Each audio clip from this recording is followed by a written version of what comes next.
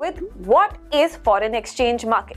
Forex, foreign exchange market या currency market एक over the counter यानी डिसेंट्रलाइज्ड फाइनेंशियल मार्केट होता है जहां वर्ल्ड की डिफरेंट करेंसीज को ट्रेड किया जाता है। बिल्कुल बेसिक लेवल से शुरू करने के लिए सबसे पहले तो हमें ये देखना होगा कि फोरेक्स वर्ड को लिया कहाँ से गया और इसका मतलब क्या है।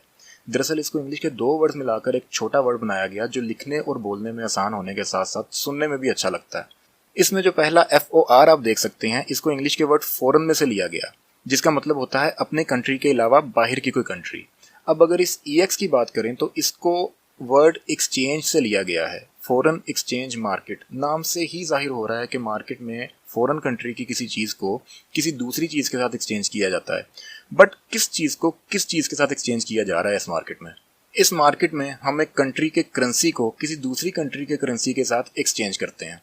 करेंसी के अलावा इस मार्केट में हम गोल्ड, सिल्वर या ऑयल जैसी कमोडिटीज को भी ऑनलाइन खरीद या बेच सकते हैं। बट ज्यादातर ट्रेडर्स इस मार्केट में एक मुल्क की करेंसी को ही किसी दूसरे मुल्क की करेंसी के साथ एक्सचेंज करना पसंद करते हैं। हम सब जानते हैं कि हर मुल्क की अपनी अपनी एक करेंसी होती है। जैसे अमेरिका की करेंसी है US डॉलर, इंग्लैंड की करेंसी है पाउंड, यूरोपियन कंट्रीज की करेंसी है यूरो, और अगर हम जापान चले जाएं तो उनकी मार्केट्स में हमें उनकी करेंसी जापानीज येन मिलेगी। अब इन करेंसीज को एक दूसरे के साथ एक्सचेंज क्यों किया जाता है? और बेसिकली इसका पर्पस क्या होता है? Enable businesses, governments and individuals to convert one currency to another for trade, travel और इन्वेस्टमेंट। यानी कि लोग, बिजनेसमैन हैं, बैंक्स हैं, गवर्नमेंट्स हैं या हम जैसे जो लोग हैं वो यहाँ पर ट्रेड कर सकते हैं, एक्सचेंज कर सकते हैं, इन्वेस्टमेंट पर्पस के लिए यूज कर सकते हैं, डिफरेंट पर्पस। मिसाल से समझने की फिर से कोशिश करते हैं।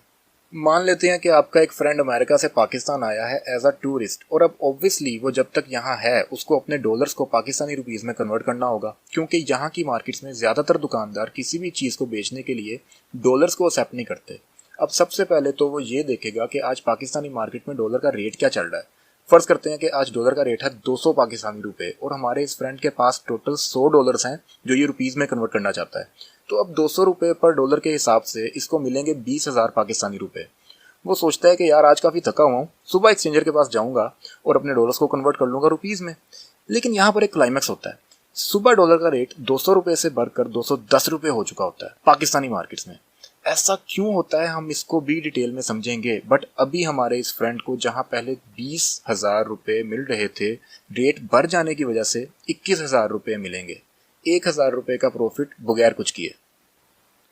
अब अगर इसके पास 100 की जगह पर 200 डॉलर्स होते तो जहां 100 डॉलर्स पर इसको 1,000 का बेनिफिट हुआ, वहीं 200 डॉलर्स पर इसको 2,000 का बेनिफिट होता। जितने ज्यादा डॉलर्स होते इसके पास उतना ही ज्यादा इसको बेनिफिट हो जाता। अब चलें, ये तो इसकी लक थी, इसको क्या पता था कि डॉलर का रेट बढ़ जाएगा। लेकिन मान लेते हैं कि आज हमें पता चल जाता है कि डॉलर का रेट 200 रुपये से बढ़कर 210 रुपये होने वाला है, तो हम क्या करेंगे? पैसा किसको नहीं चाहिए यार। ऑब्वियसली अगर पता चल जाता है कि ऐसा होने वाला है तो हम अपने रुपीस को जितने भी हैं, थोड़े या ज्यादा, आज उनको 200 रुपये के हिसाब से डॉलर्स में कन्वर्ट कर सकते हैं, और कल जब डॉलर की कीमत बढ़ जाएगी तो हम इन डॉलर्स को वापस 210 रुपये के हिसाब से रुपीस में बदलकर अपना प्रॉफिट निकाल सकते हैं। लेकिन यहाँ पर एक बहुत इंपॉर्टेंट क्वेश्चन ये पैदा होता है कि भाई हमें पता कैसे चलेगा कि डॉलर की कीमत बढ़ने वाली है? और अगर पता चल भी जाता है तो हम ये सब करेंगे कैसे? क्या हमें अपने रुपीस लेकर फिजिकली किसी एक्सचेंजर के ऑफिस में जाना होगा उनको डॉलर्स में कन्वर्ट करने के लिए, और कल जब उन डॉलर्स की कीमत बढ़ चुकी होगी तो हमें वापस उन डॉलर्स को अब ज्यादा प्राइस पर बेचने के लिए फिर से उस एक्सचेंजर के पास जाना होगा? एक तो इस तरह पैसे लेकर घर से बाहर ट्रैवल करना रिस्की भी है, और दूसरा ये कि इतना टाइम किसके पास है जो डेली ये सब करता फिरे। काम तो मजेदार लग रहा है, बट मैं इसको अपनी 9 to 5 जॉब के साथ या अपने किसी भी दूसरे कारोबार के साथ पार्ट टाइम कैसे कर सकता हूँ? इस सवाल का जवाब मैं अगर आपको ये दूं कि आपके पास सिर्फ एक लैपटॉप और इंटरनेट है तो आप घर बैठे बैठे दुनिया की किसी भी करेंसी को खरीद सकते हैं या बेच सकते हैं। इनफैक्ट ये काम सीख लेने के बाद आप सिर्फ अपने मोबाइल पर भी ऐसा कर सकते हैं। तो कैसा लगेगा? अच्छा, आप फर्ज कर लेते हैं कि आप ये बोलें कि कंप्यूटर भी ऑन कर लिया और नेट भी कनेक्ट कर लिया मैंने उसके साथ। अब क्या करना है? कहाँ पर जाना है? कौन सा सॉफ्टवेयर इंस्टॉल करना है या किस वेबसाइट पर जाकर ये सब करना है और कैसे करना है? दुनिया भरी पड़ी है करेंसियों से। 195 कंट्रीज हैं इस टाइम इस प्लेनेट पर। मुझे कैसे पता चलेगा कि कौन सी करेंसी कब ऊपर जाने वाली है या नीचे? फैक्टर्स अफेक्टिंग द मूवमेंट्स, ये कि कौन कौन सी चीज़ें जो है वो इफेक्ट करती हैं और प्राइसेस जो है ना वो ऊपर नीचे होती हैं, उनके रेट्स जो हैं कम ज़्यादा होते हैं।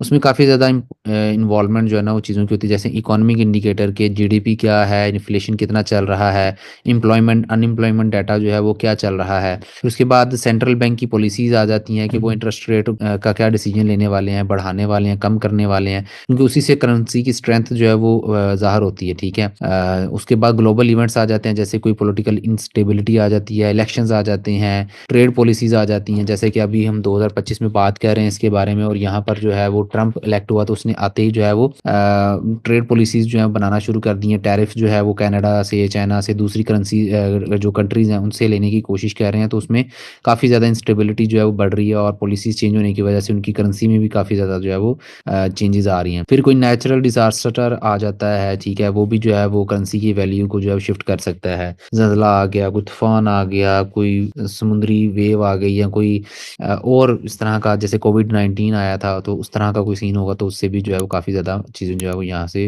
प्राइस को मूव करवा रही होती किसी हैं। भी करेंसी का एनालिसिस सिर्फ इन दो चीज़ों पर बेस करता है, उस करेंसी का फंडामेंटल एनालिसिस कि उसके हालात कैसे हैं इकोनॉमी के, और दूसरा उसके चार्ट का टेक्निकल एनालिसिस। बस इन दो चीज़ों को सीख लेने के बाद हम किसी भी करेंसी का एक प्रोफेशनल एनालिसिस कर सकते हैं और बता सकते हैं कि इसकी वैल्यू ज़्यादा होने वाली है या फॉरेक्स कम। ट्रेड कौन करता है? ठीक है, यहाँ पे सेंट्रल बैंक्स भी इसमें काम करते हैं जो मॉनेटरी पॉलिसी बनाते हैं, जैसे पाकिस्तान का स्टेट बैंक है।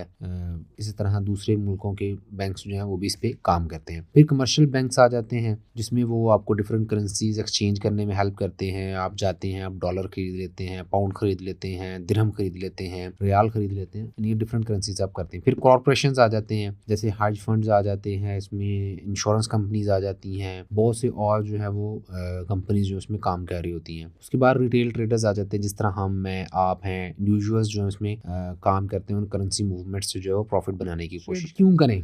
ये सबसे इंपॉर्टेंट सवाल है। ज़ाहिर बात है, सवाल होते भी हैं कि और कोई कारोबार क्यों ना किया जाए, इसके क्या बेनिफिट्स हैं, इसमें क्या ग्लोबल इम्पैक्ट है, इसके रिस्क क्या हो सकते हैं, वो सारी चीज़ें पता होना बहुत ज़्यादा ज़रूरी है। फॉरेक्स की मार्केट अट्रैक्टिव इसलिए होती जा रही है कि ये ग्लोबली एक्सेसिबल है, इसमें 5 दिन 24 घंटे मार्केट चलती है, कहीं भी किसी भी वक्त कहीं भी बैठकर आप ट्रेड कर सकते हैं, बस आपके पास इंटरनेट का कनेक्शन होना चाहिए। ठीक है, उसमें लिक्विडिटी सबसे ज़्यादा है, बहुत बड़ी मार्केट है, बाय और सेल के ऑर्डर जिस वक्त मर्जी चाहे आप कर सकते हैं, और आपको बहुत कम जो है उसमें स्प्रेड्स देखने को मिलते हैं।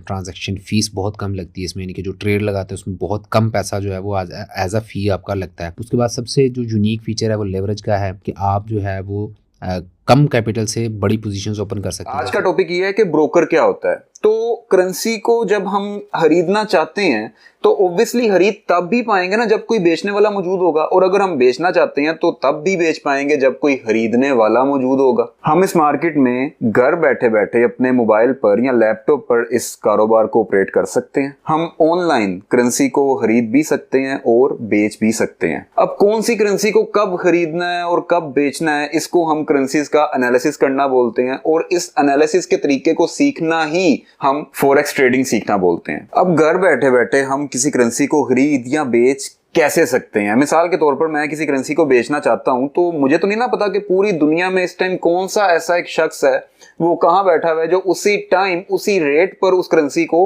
खरीदना चाह रहा है। मुझे कौन मिलवाएगा उस सेलर से? तो समझ गए होंगे आपके बायर को सेलर से मिलवाना और सेलर को बायर से मिलवाना ही एक फॉरेक्स ब्रोकर का काम होता है, हमारी ट्रेड्स को मैच कर देना। लेकिन अभी रुके जरा, ये सब कुछ इतना सिंपल नहीं है। क्या फॉरेक्स मार्केट का कोई मालिक है?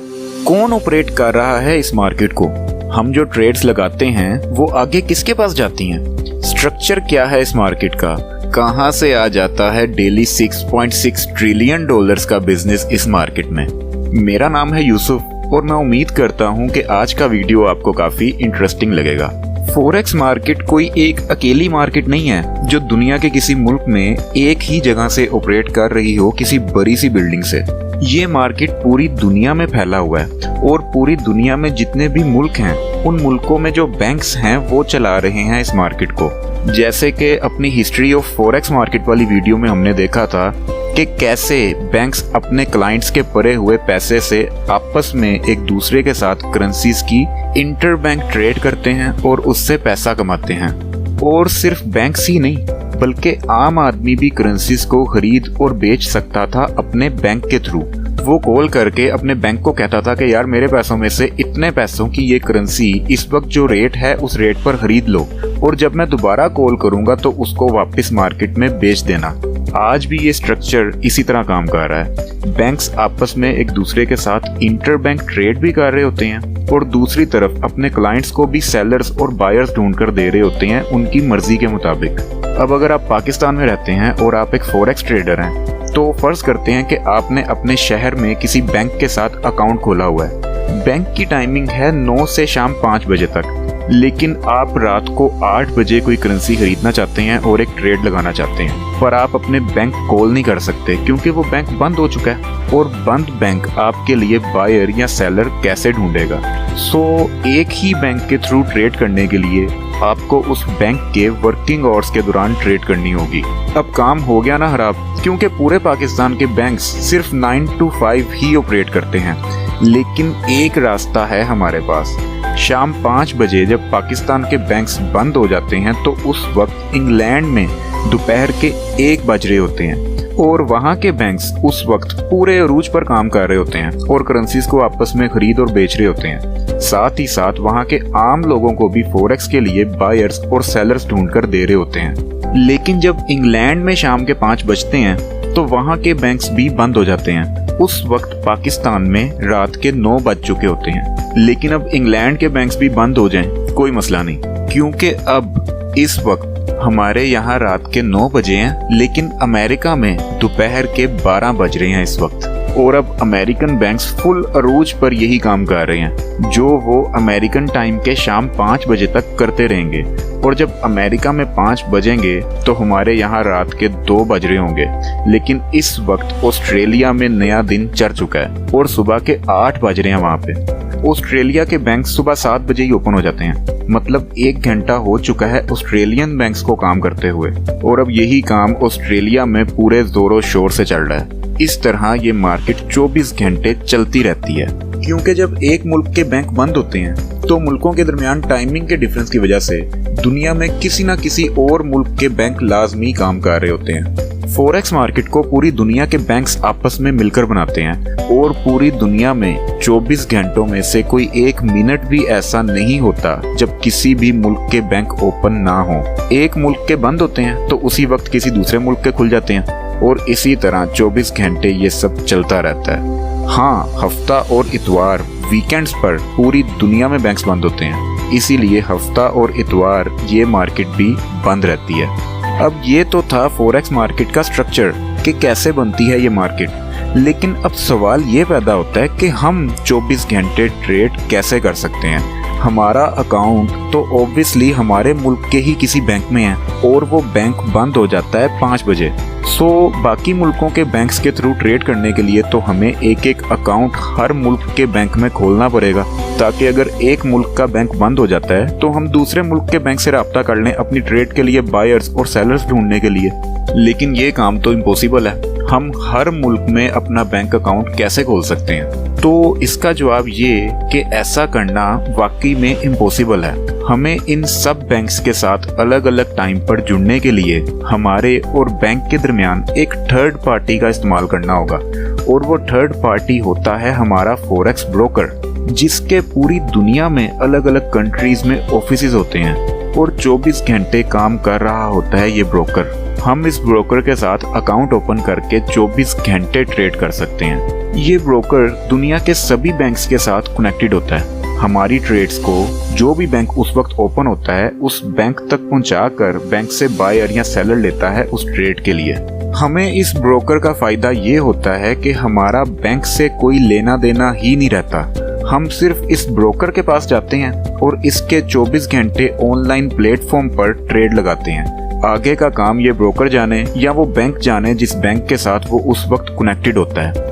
पूरी दुनिया में बैंकों के दरमियान किसी करेंसी का रेट क्या चल रहा है वो भी हमें ये ब्रोकर ही शो कर रहा होता है अपने ऑनलाइन प्लेटफॉर्म पर। इस पूरे काम को करने की ये ब्रोकर बिल्कुल एक छोटी सी फीस चार्ज करता है हमसे हर ट्रेड पर, जिसको हम इस ब्रोकर की कमीशन या स्प्रेड बोलते हैं। दोस्तों, फॉरेक्स मार्केट हफ्ते में 5 दिन 24 आवर्स शुरू रहता है और सैटरडे संडे क्लोज रहता है। इंडियन टाइमिंग के हिसाब से फॉरेक्स मार्केट मंडे को सुबह 3:30 AM को स्टार्ट होता है और सैटरडे को 2:30 AM को क्लोज होता है। इसमें भी 2 जोन होते हैं, विंटर जोन और समर जोन। विंटर जोन में मार्केट 1 घंटा पहले शुरू होता है और 1 घंटा पहले क्लोज होता है। मतलब विंटर जोन में मार्केट मंडे को सुबह 2:30 AM को स्टार्ट होता है और सैटरडे को 1:30 AM क्लोज हो जाता है। और समर जोन में मार्केट मंडे को 3:30 AM को स्टार्ट होता है और सैटरडे को 2:30 AM को क्लोज होता है। अप्रैल से लेकर अक्टूबर तक समर जोन होता है और अक्टूबर से लेकर अप्रैल तक विंटर जोन होता है। तो आई होप कि फॉरेक्स मार्केट का ओपनिंग एंड क्लोजिंग टाइम आपको पता चल गया होगा। अब हम बात करते हैं कि फॉरेक्स में कितने सेशंस होते हैं और उनका टाइमिंग क्या है। उससे पहले मैं आपको बता दूं कि सेशंस का मतलब क्या होता है। दोस्तों, फॉरेक्स दुनिया का सबसे बड़ा फाइनेंशियल मार्केट है जहां पर किसी एक सेंट्रल लोकेशन से ट्रेडिंग नहीं होती है, दुनिया भर से ट्रेडिंग होती है। तो अलग अलग कंट्रीज के एक्सचेंज का ट्रेडिंग टाइम अलग अलग होता है। जैसे कि अगर आप इंडिया में फॉरेक्स ट्रेडिंग करते हो इंडियन एक्सचेंज पे लाइक NSE एंड BSE में, तो हमारा करेंसी ट्रेडिंग टाइम है सुबह 9 बजे से शाम 5 बजे तक। तो इंडिया सेशन हुआ 9 AM to 5 PM तक। ऐसे ही अलग अलग कंट्रीज के अलग अलग सेशंस होते हैं, लेकिन उनमें से 4 सबसे बड़े मेजर सेशंस हैं जिनमें सबसे ज़्यादा ट्रेडिंग होती है। Sydney session, Tokyo session, London session and New York session. तो इन 4 सेशंस का ओपनिंग एंड क्लोजिंग टाइम मैं आपको बता दूं। उसके बाद हम बात करेंगे फॉरेक्स में ट्रेडिंग के लिए बेस्ट टाइम कौन सा है। सिडनी सेशन स्टार्ट होता है 3:30 AM और क्लोज होता है 12:30 PM। टोक्यो सेशन स्टार्ट होता है 5:30 AM और क्लोज होता है 2:30 PM। लंदन सेशन स्टार्ट होता है 1:30 PM और क्लोज होता है 10:30 PM। न्यूयॉर्क सेशन स्टार्ट होता है 6:30 PM और क्लोज होता है 2:30 AM। तो दोस्तों, फॉरेक्स मार्केट के 4 मेजर सेशंस का ओपनिंग एंड क्लोजिंग टाइम मैंने आपको बताया। अब हम बात करते हैं कि फॉरेक्स ट्रेडिंग के लिए बेस्ट टाइम कौन सा है। तो दोस्तों, ट्रेडिंग के लिए बेस्ट टाइम वो होता है जब मैक्सिमम ट्रेडर्स एक्टिव हो, मैक्सिमम ट्रेड्स लगे, वॉल्यूम और वोलेटिलिटी भी ज़्यादा हो। तो ऐसा तब होता है जब 2 सेशंस ओवरलैप होते हैं, मतलब 2 सेशंस सेम टाइम पे शुरू होते हैं। तो दोस्तों, सबसे बड़ा ओवरलैप तब होता है जब London session and New York session का कॉमन टाइम आता है, मतलब शाम 6:30 बजे से रात 10:30 बजे तक। लगभग 70% से भी ज़्यादा ट्रेड्स इस टाइम में लगते हैं। इस टाइम में सबसे ज़्यादा वोलेटिलिटी होती है। तो 6:30 बजे से रात 10:30 बजे तक बेस्ट टाइम है ट्रेडिंग के लिए।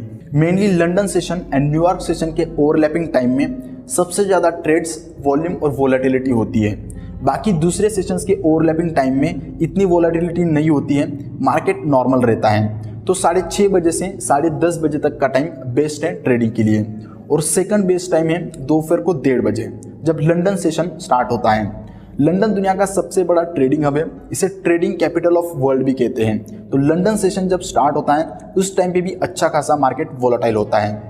हे ट्रेडर्स, आज मैं आपको एक ऐसा इंडिकेटर बताऊंगा जो आपके कंफ्यूजन को बिल्कुल दूर कर देगा फॉरेक्स मार्केट सेशंस के टाइमिंग को लेकर। फॉरेक्स मार्केट 24/5 ओपन रहता है और इसमें डिफरेंट सेशंस होते हैं लाइक लंदन, न्यूयॉर्क, टोक्यो और सिडनी। हर सेशन का अपना एक टाइम होता है और मार्केट की वॉलेटिलिटी अलग होती है। Now let's see the indicator. First head over to trading view, then go to the indicator sections and type FX market sessions by Biotechie. फिर आपको आपके चार्ट्स के ऊपर ऐसे कुछ जोन्स देखने को मिलेंगे। ऊपर सेटिंग्स में जाकर आपको बाकी सेशंस ऑफ कर देना है। इससे आपका फोकस सिर्फ इंपॉर्टेंट सेशंस पर ही रहेगा और ट्राई करो कि आप सिर्फ वॉलेटाइल सेशंस में ही ट्रेड करो, जो है लंदन एंड न्यूयॉर्क सेशंस। इससे आपको बेटर ट्रेडिंग अपॉर्चुनिटीज मिलेगी। आज हम लोग करेंसी मार्केट के एक और विशेषता के बारे में जानेंगे और वो है करेंसी पेयर्स। ठीक है, मैं शुरू करता हूं एक छोटे से सवाल से। आज अगर मैं आपको पूछूं कि $1 बोले तो कितना, तो आप क्या बोलोगे? 52 या 53? ग्रेट। फिर मेरा दूसरा क्वेश्चन रहेगा कि भाई 52, 53 क्या? आलू, गोभी, प्याज, सब्जी कि जलेबियां? आप कहेंगे नहीं, 52 रुपीस भाई, क्योंकि हम हिंदुस्तानी हैं तो हमने एज्यूम कर लिया कि जो सवाल पूछा गया वैल्यूएशन का वो हमारे ही करेंसी में पूछा गया है। यही सवाल अगर हमने किसी यूरोपियन को पूछा होता तो उसने ब्रिटिश पाउंड में बताया होता, या तो फिर यूरो में बताया होता, किसी जापानीज ने उसको येन में बताया होता, किसी शेख साहब को पूछा होता तो उन्होंने रियाल में बताया होता। क्योंकि हम हिंदुस्तानी हैं तो हमने इंडियन नेशनल रुपीस में बता दिया। किसी पाकिस्तानी को पूछोगे तो वो पाकिस्तान नेशनल रुपीस में बताएगा। कहने का मतलब कि हम एक करेंसी का वैल्यूएशन करने के लिए दूसरे करेंसी का उपयोग हमें करना ही पड़ता है। लेकिन हम चलो इस उदाहरण के लिए समझ लेते हैं कि 196 कंट्रीज हैं और 196 करेंसीज हैं। ठीक है, तो अब मेरा एक सवाल है आपसे सवाल यह है कि $1 या ₹1 का वैल्यूएशन अगर आप करना चाहें तो कितने तरीके से कर सकते हैं अलग अलग? यस, यू आर राइट, 195 अलग अलग तरीके से हम उसे कर सकते हैं, है ना। हम क्योंकि 196 करेंसी है तो $1 हम इंडियन रुपी में इवैल्यूएट कर सकते हैं उसको, पाकिस्तानी रुपीस में, नेपाली रुपया में, श्रीलंकन रुपीस में, पूरे विश्व भर के जितने भी करेंसी हैं उन सभी से हम इसका वैल्यूएशन कर सकते हैं, है ना। हमने देखा पहले बेसिक वीडियो में कि करेंसी मार्केट में आप जब करेंसी लेके जाते हैं तो बदले में आप करेंसी लेके आते हैं। कमोडिटी मार्केट में आपको चीज वस्तुएं मिलती है, स्टॉक मार्केट में आपको स्टॉक्स या शेयर मिलते हैं, लेकिन करेंसी मार्केट में आपको बदले में एक्सचेंज में करेंसी ही मिलता है। इस वजह से आपको हमेशा किसी न किसी करेंसी के साथ ही उसका वैल्यूएशन करना पड़ता है। अब मेरा तीसरा सवाल है आपसे, अगर आपको कोई ये आके कहे कि भाई मैंने आज डॉलर बेचा, तो क्या ये पूरा सेंटेंस हुआ या अधूरा सेंटेंस हुआ? आप पॉज करके फिर बताइए, पूरा सेंटेंस हुआ या अधूरा?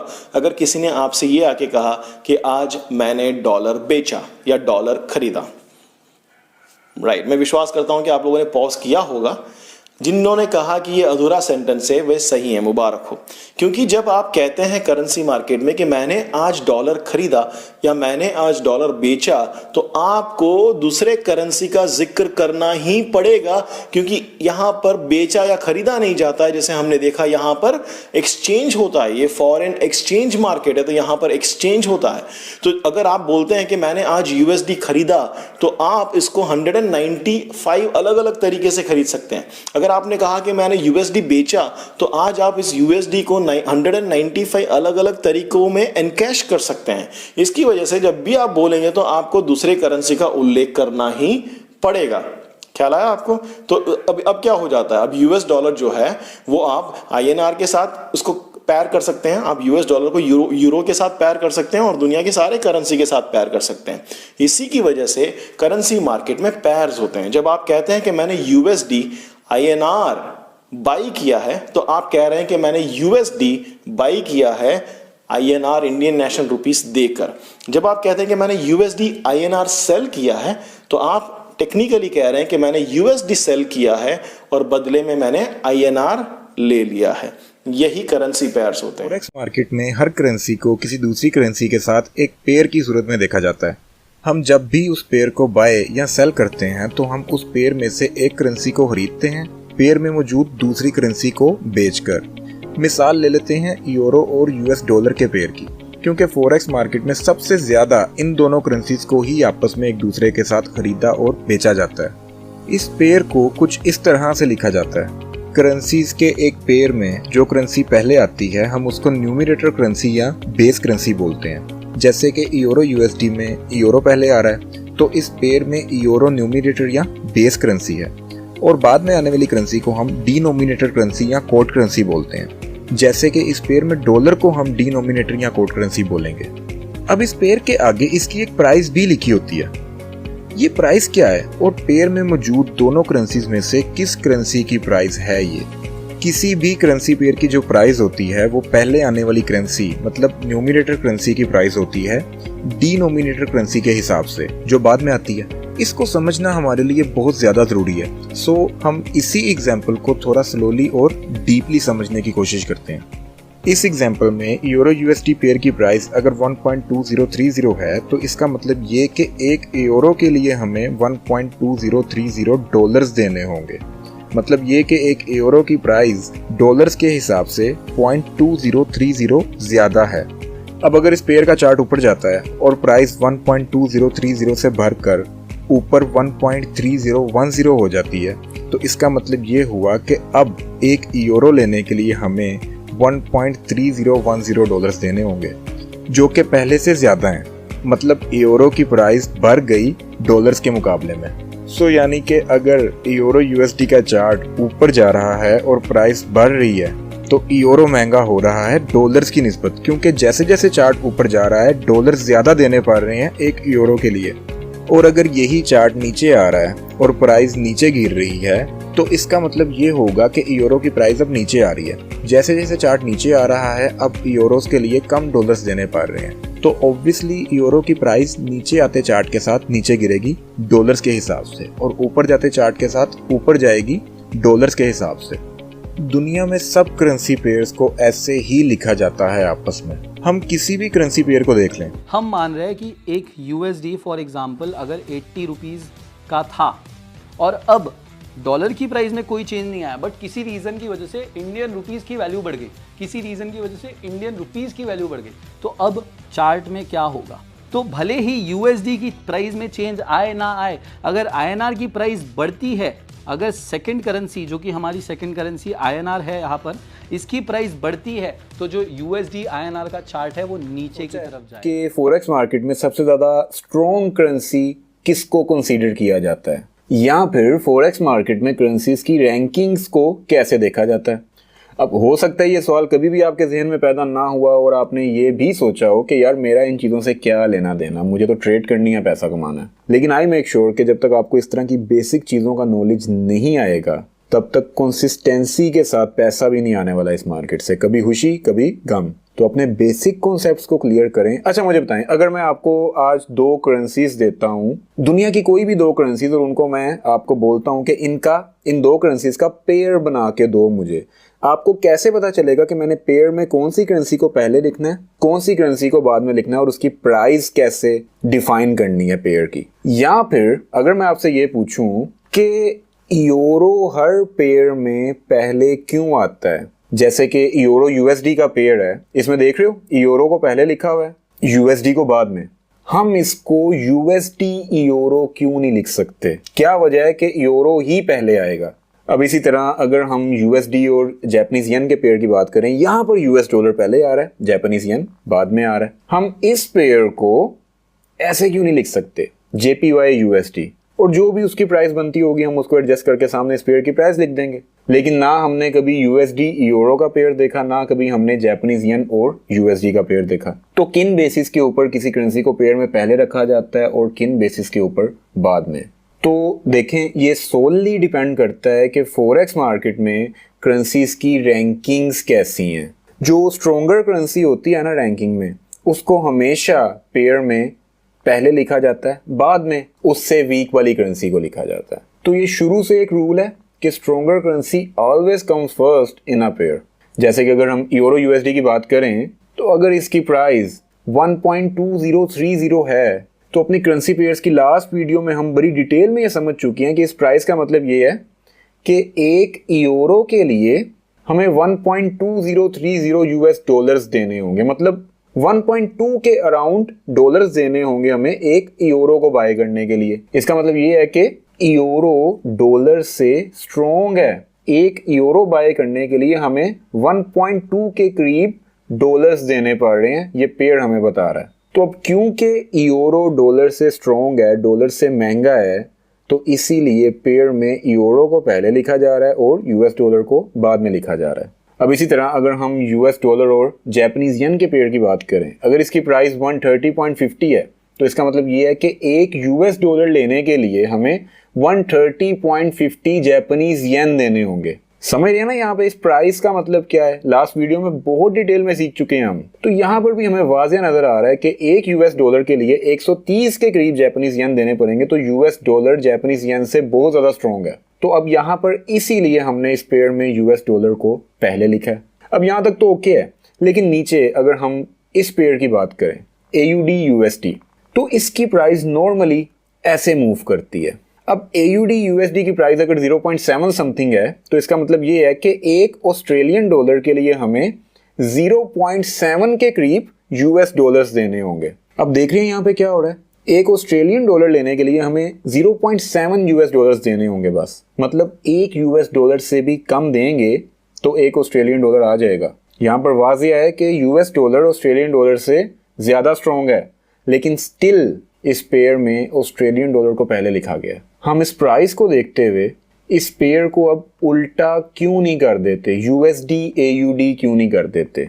जब इसको USD AUD करेंगे ना, तो इसकी प्राइस 1.3 के करीब आ जाएगी कि एक USD लेने के लिए हमें 1.3 के करीब ऑस्ट्रेलियन डॉलर्स देने होंगे। तो वहां पर बात समझ में आ जाएगी कि हाँ, यूएस डॉलर ऑस्ट्रेलियन डॉलर से महंगा है, इसीलिए पेयर में पहले लिखा गया। लेकिन हम तो हर जगह पे AUD USD के पेयर को ऐसे ही लिखा हुआ देखते हैं। इसी तरह से न्यूजीलैंड डॉलर और US डॉलर का पेयर है, इसकी प्राइस भी इसी तरह से मूव करती है, 0 पॉइंट समथिंग में ही रहती है। मतलब यहाँ पर भी एक न्यूजीलैंड डॉलर के लिए हमें 0.6 के अराउंड US डॉलर्स देने होंगे। मतलब तकरीबन आधा US डॉलर एक पूरा न्यूजीलैंड डॉलर खरीद लेगा। तो US डॉलर यहाँ पर इससे भी स्ट्रॉन्ग है, लेकिन स्टिल न्यूजीलैंड डॉलर को US डॉलर से पहले लिखा गया है पेयर में। इसकी क्या वजह है? अभी तो हमने समझा कि स्ट्रॉन्गर करेंसी हमेशा पहले आती है, तो इन दो पेयर्स में साफ साफ नजर आ रहा है कि USD स्ट्रॉन्गर है, स्टिल इसको बाद में क्यों लिखा जा रहा है? तो इसका आंसर अगर आप ढूंढने की कोशिश करेंगे तो आपको सिवाय ट्रेडिशन के इसका और कोई आंसर नहीं मिलने वाला। ये एक रिवायत बन चुकी है शुरू से, ये एक ट्रेडिशन बन चुका है कि AUD और NZD को जब भी US डॉलर के साथ पेयर में लिखा जाएगा तो इनको पहले लिखा जाएगा। अब ये ट्रेडिशन कैसे बना, ये जानना आपके लिए इंतहाई ज़रूरी है ताकि आपके कंफ्यूजन्स दूर हों। हमारी जो स्टोरी है वो स्टार्ट होगी करेंसीज की रैंकिंग से। जो इंटरनेशनल रैंकिंग है करेंसीज की, उसकी बेस के ऊपर देखा जाता है कौन सा पेयर पहले आएगा कौन सा बाद में। 1999 में यूरो लॉन्च किया गया था यूरोपियन कंट्रीज की तरफ से। जी हाँ, यूरो फर्स्ट टाइम 1999 में लॉन्च हुआ था और पूरे यूरोप में अब ये अकेली करेंसी थी जो यूरोप की सभी कंट्रीज इस्तेमाल करेंगी। तो 1999 में इसके लॉन्च के बाद करेंसीज की रैंकिंग बना दी गई फॉरेक्स मार्केट में, जो कि अभी तक वैलिड है, अभी तक चल रही है। इस रैंकिंग के मुताबिक नंबर 1 पे रखा गया था यूरो को। ये इंटरनेशनल रैंकिंग की बात कर रहा हूँ जो अभी तक काम कर रही है। इसी की बेस के ऊपर एक करेंसी पेयर बनता है। इस रैंकिंग को आप जानते हैं, आप दुनिया का कोई भी करेंसी पेयर बना सकते हैं, कोई भी दो करेंसीज को लेके आपको पता होगा कि कौन सी पहले आएगी कौन सी बाद में। नंबर 2 पे रखा गया ग्रेट ब्रिटिश पाउंड को। नंबर 3 पे रखा गया ऑस्ट्रेलियन डॉलर को।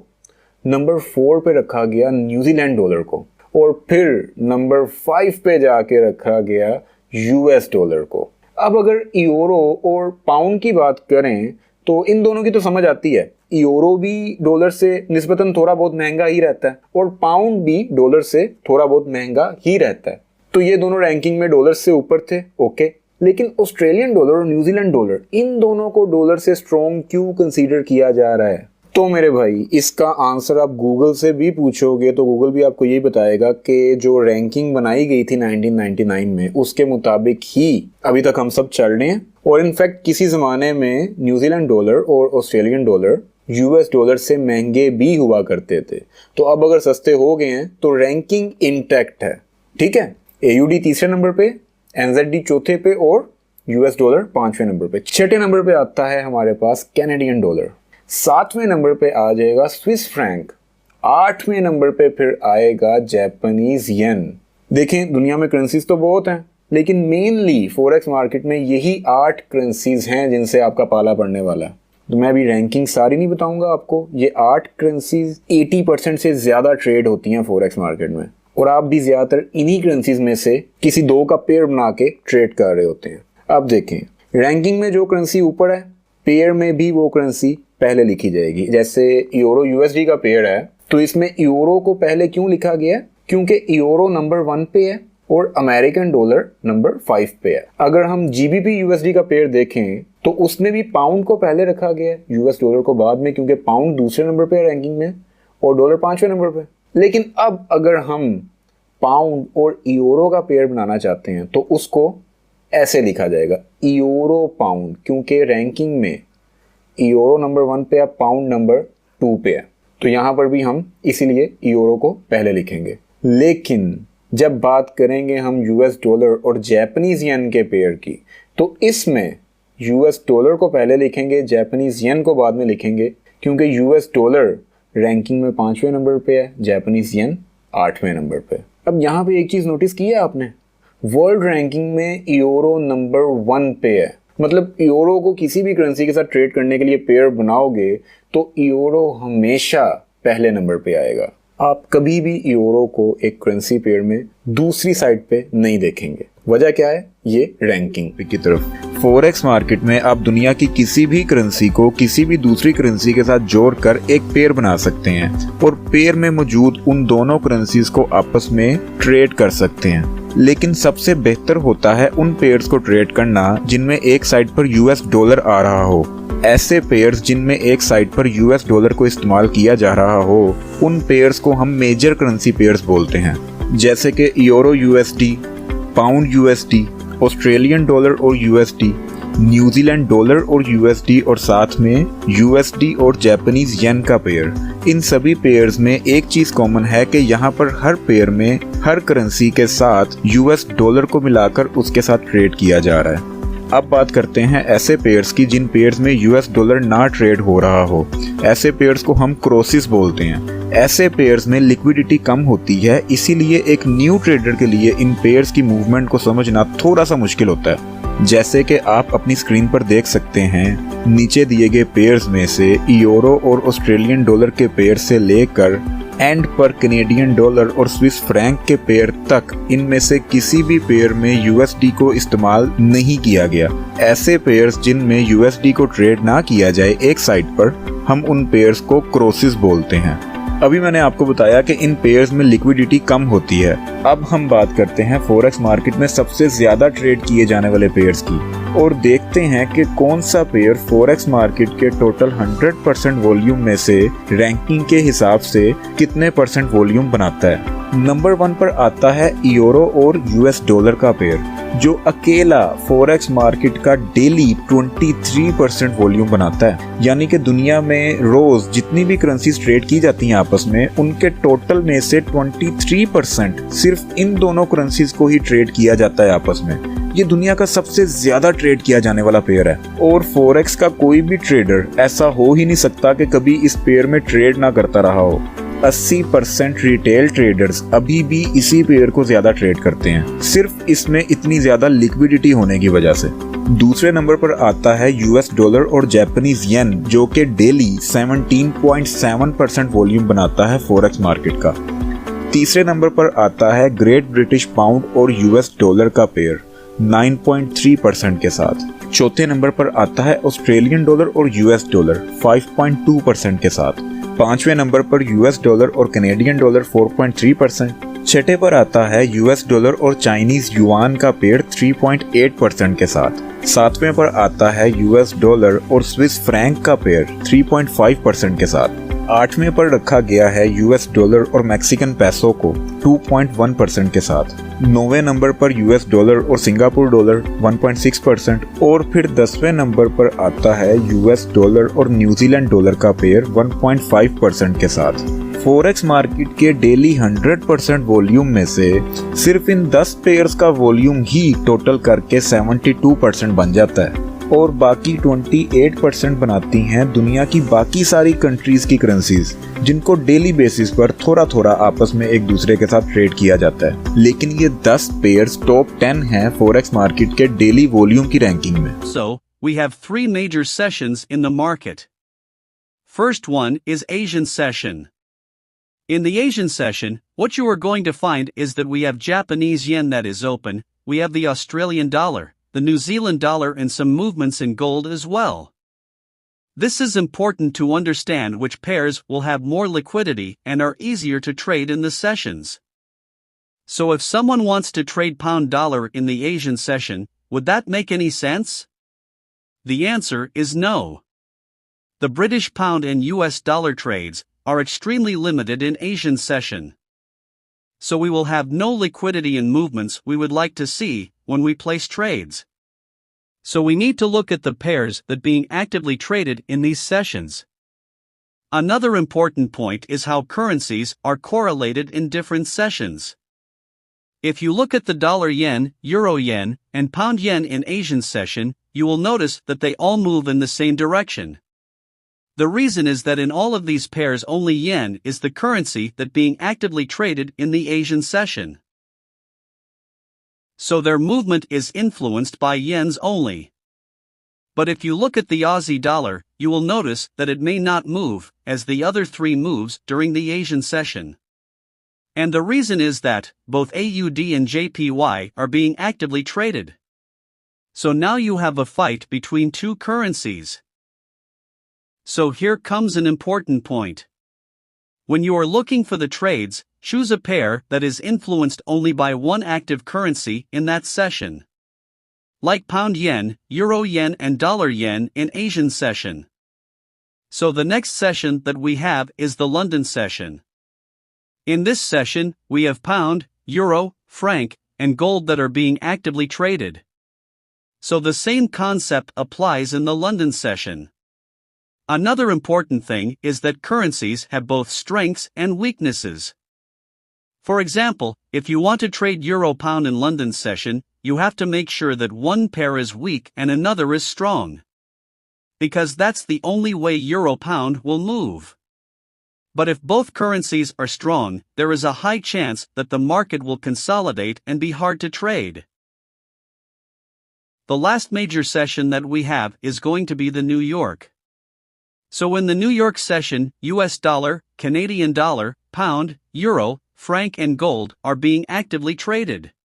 जब भी अपन ट्रेड करते हैं ना, कोई भी सेशन पकड़ो, आपको लंदन सेशन ट्रेड करना है तो लंदन पेयर्स पकड़ो। जैसे कि जीबीपी बहुत वॉलेटाइल रहता है तो जीबीपी पेयर्स सिलेक्ट करना है, जैसे कि जीबीपी यूएसडी, जीबीपी जेपीवाई, ये सब पेयर्स पकड़ लेना उस टाइम पर, क्योंकि एक पेयर ऑन होना चाहिए और दूसरा पेयर शट होना चाहिए। मतलब देखो मैं क्या बोल रहा हूँ, अभी XAU USD अपन ट्रेड कर रहे हैं तो आप देखोगे ना, जब भी आप ट्रेड करते हो XAU USD, ये हर बार न्यूयॉर्क सेशन में सबसे ज्यादा मोमेंटम देता है। उसी टाइम पे आपको XAU USD ट्रेड करना चाहिए, जैसे कि 8 EMASD, 9 EMASD, 10 EMASD या 11 EMASD, इस टाइम पे सबसे ज्यादा मोमेंटम रहता है। क्यों? क्योंकि उस टाइम पे न्यूयॉर्क मार्केट ओपन होता है। तो सेम अगर आपको लंदन सेशन ट्रेड करना है तो उस टाइम पे आप जीबीपी पेयर सिलेक्ट करो, जैसे कि जीबीपी जेपीवाई हो गया, जीबीपी USD होगा, ये पेयर सबसे ज्यादा मोमेंटम देते हैं। तो जब भी आप ट्रेड करो, जो दो ट्रेड ऐसे जो होते हैं ना, XAU USD, जीबीपी जेपीवाई, उनमें से एक चालू होना चाहिए मार्केट और एक बंद होना चाहिए, तो आपको क्लीन मोमेंटम मिलेगा। तो ये याद रखना जब भी आपको कोई पेयर सिलेक्ट करके ट्रेड करना हो तो। List of correlated pairs. अब यहाँ पर बात करते हैं कि कौन कौन से पेयर जो हैं आपके यहाँ पर कोरिलेटेड होते हैं, आप उनको देख सकते हैं, कहीं पर भी चार्ट में देख सकते हैं। तो सबसे पहले अगर आप देखें पॉजिटिवली कोरिलेटेड, सबसे पहले यूरो USD, जीबीपी, दोनों एक दूसरे से काफी कोरिलेटेड रहते हैं। उसका रीजन क्या होता है? अगर हम यहाँ पर बात करें, मैं एक पेन ले लेता हूँ, euro USD, GBP USD, reason क्या है? सबसे पहला रीजन है, यूरो का जो रीजन है वो जीबीपी का सेम, ज्योग्राफिकली हम देखें तो वो भी काफी सेम है, दोनों एक ही आसपास हैं। पहले आपका ब्रिटेन जो था वो यूरोप में था, अब थोड़ा स्प्लिट हो गया, अब थोड़ा बाहर हो गया, पर जो उनकी इकोनॉमी है सारा कुछ वो एक तरीके से स्ट्रक्चर है। तो पहला रीजन तो मेन यही है कि आपका इनका ज्योग्राफिकली सेम रहता है। दोनों केस में अपोजिट जो आपकी करेंसी है आस्क प्राइस की, वो USD है, तो दोनों को कंपेयर कर रहे हैं, तो ज्योग्राफिकली ये दोनों सेम है। तो इसलिए ये जो पेयर है euro USD, GBP USD, most of the time correlated रहते हैं। यहाँ पर देखें, बाकी पेयर्स में भी हम देखते हैं OG USD, NZD USD, यहाँ पर क्या है, अगेन OG और NZD, दोनों की ज्योग्राफी क्या है, सेम, मतलब कि एक ही जगह पे एक ही रीजन एशियन मार्केट में रहते हैं, और दोनों के अपोजिट में कौन सा आ रहा है, USD पेयर। तो फिर USD JPY, USD Swiss franc, यहाँ पर दोनों में USD कॉमन है। यहाँ पर आपकी ज्योग्राफी सेम नहीं है, पर USD मेजर होने की वजह से यहाँ पर ये इतना अच्छा कोरिलेशन नहीं मिलेगा जितना अच्छा इन दोनों में मिलता है। यहाँ पर ये थोड़ा, अगर यहाँ पर हम कहें 90 का चलता है तो यहाँ पर 70 के आसपास चल सकता है, तो वो डिपेंड करता है। इसके अलावा गोल्ड सिल्वर मेटल है दोनों, तो यहाँ पर ये भी कोरिलेटेड रहते हैं, इतना ज्यादा नहीं रहता पर फिर भी यहाँ पर कोरिलेशन आपको मिलेगी। दूसरा, इसके अलावा एक और एक पेयर में यहाँ पर मिस कर गया, OG USD, मैं यहाँ पर पेन चेंज कर लेता हूँ, कलर, OG USD गोल्ड के साथ मोस्टली रहता है। क्यों? क्योंकि ऑस्ट्रेलिया जो है वो गोल्ड का बहुत बड़ा एक्सपोर्टर है, तो सबसे ज्यादा मोस्टली जो प्रोडक्शन होती है वो ऑस्ट्रेलियन की होती है, और इस वजह से ये गोल्ड के साथ मोस्टली पैक रहता है। पर इसके बाद आते हैं आपके negatively correlated euro USD, USD Swiss franc के साथ। तो यूरो USD, स्विस फ्रैंक के साथ रीजन क्या है? क्योंकि यहाँ पर USD अपोजिट में है, यहाँ पर आपका बिड में है, यहाँ पर आस्क में है, और यूरो जो है और स्विस फ्रैंक जो है दोनों यूरो इकोनॉमिक जियोग्राफिकली सेम। तो अगर मान लीजिए ये आपका यूरोप है, स्विट्जरलैंड उसके अंदर आ रहा है, तो मोस्टली जो करेंसी है स्विस फ्रैंक की भी यूरो से कनेक्टेड रहती है। तो यहाँ पर इसीलिए दोनों अपोजिट में चल रहे हैं, क्योंकि USD यहाँ पर अपोजिट ना, तो इसीलिए ये समझे आप, यूरो USD, स्विस फ्रैंक, अगर ये ऊपर जाएगा ये नीचे जाएगा, अगर ये नीचे जा रहा है तो ये ऊपर की तरफ जाएगा। ठीक है। दूसरा euro USD, USD JPY, again same चीज आ रही है, यहाँ पर USD अपोजिट में है, तो दोनों अगेंस्ट में चलेंगे। फिर ओजी यूएसडी, यूएसडी स्विस फ्रैंक, क्योंकि यूरो यूएसडी, जीबीपी यूएसडी और ओजी ये मोस्टली रहते हैं एक साथ, तो इसलिए यहाँ पर ये भी वाला भी आप देख सकते हैं। और अगेन यूएसडी आपका अपोजिट में है। फिर आ जाता है यूरो जीबीपी, जीबीपी जेपीवाई, यहाँ पर जीबीपी आपका अपोजिट में है, तो डायरेक्ट निकालते हैं तो कोरिलेशन कम रहेगा यहाँ पर।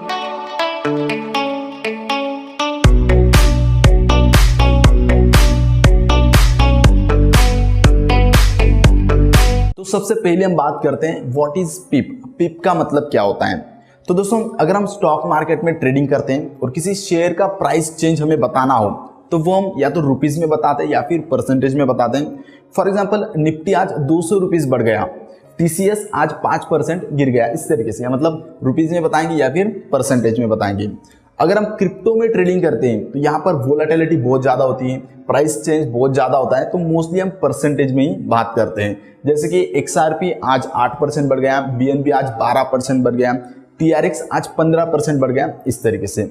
लेकिन दोस्तों जब हम फॉरेक्स में ट्रेडिंग करते हैं तो यहाँ पर प्राइस चेंज बहुत कम होता है, मतलब पॉइंट्स में होता है, और परसेंटेज चेंज भी बहुत ही कम होता है। तो इसलिए इंटरनेशनली एक यूनिट डिसाइड किया गया, पिप। तो किसी भी करेंसी पेयर का अगर प्राइस चेंज हमें बताना है तो वो हम पिप में बोलते हैं। मतलब कोई भी करेंसी पेयर कितना बढ़ा या कितना घटा वो अगर हम बताएंगे तो पिप में बताएंगे। फॉर एग्जांपल यूरो यूएसडी आज 50 पिप्स बढ़ गया, 100 पिप्स बढ़ गया, यूरो जेपीवाई आज 100 पिप्स गिर गया, इस तरीके से।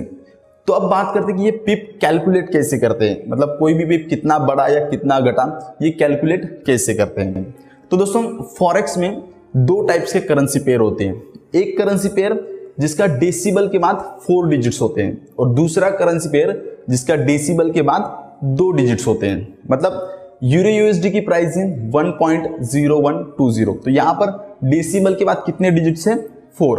और दूसरा करेंसी पेयर होता है जिसका डेसिबल के बाद 2 डिजिट्स होते हैं, मतलब यूरो जेपीवाई, इसका प्राइस है 144.60, तो मतलब डेसिमल के बाद पॉइंट के बाद कितने डिजिट्स हैं, 2 डिजिट्स हैं। तो अब पिप कैसे कैलकुलेट करते हैं, इस करेंसी पेयर में डेसिमल के बाद जो 4th डिजिट है वो होता है पिप। मतलब अगर इसके प्राइस 1.0120 से हो जाती है 21, मतलब 1 पिप बढ़ गया।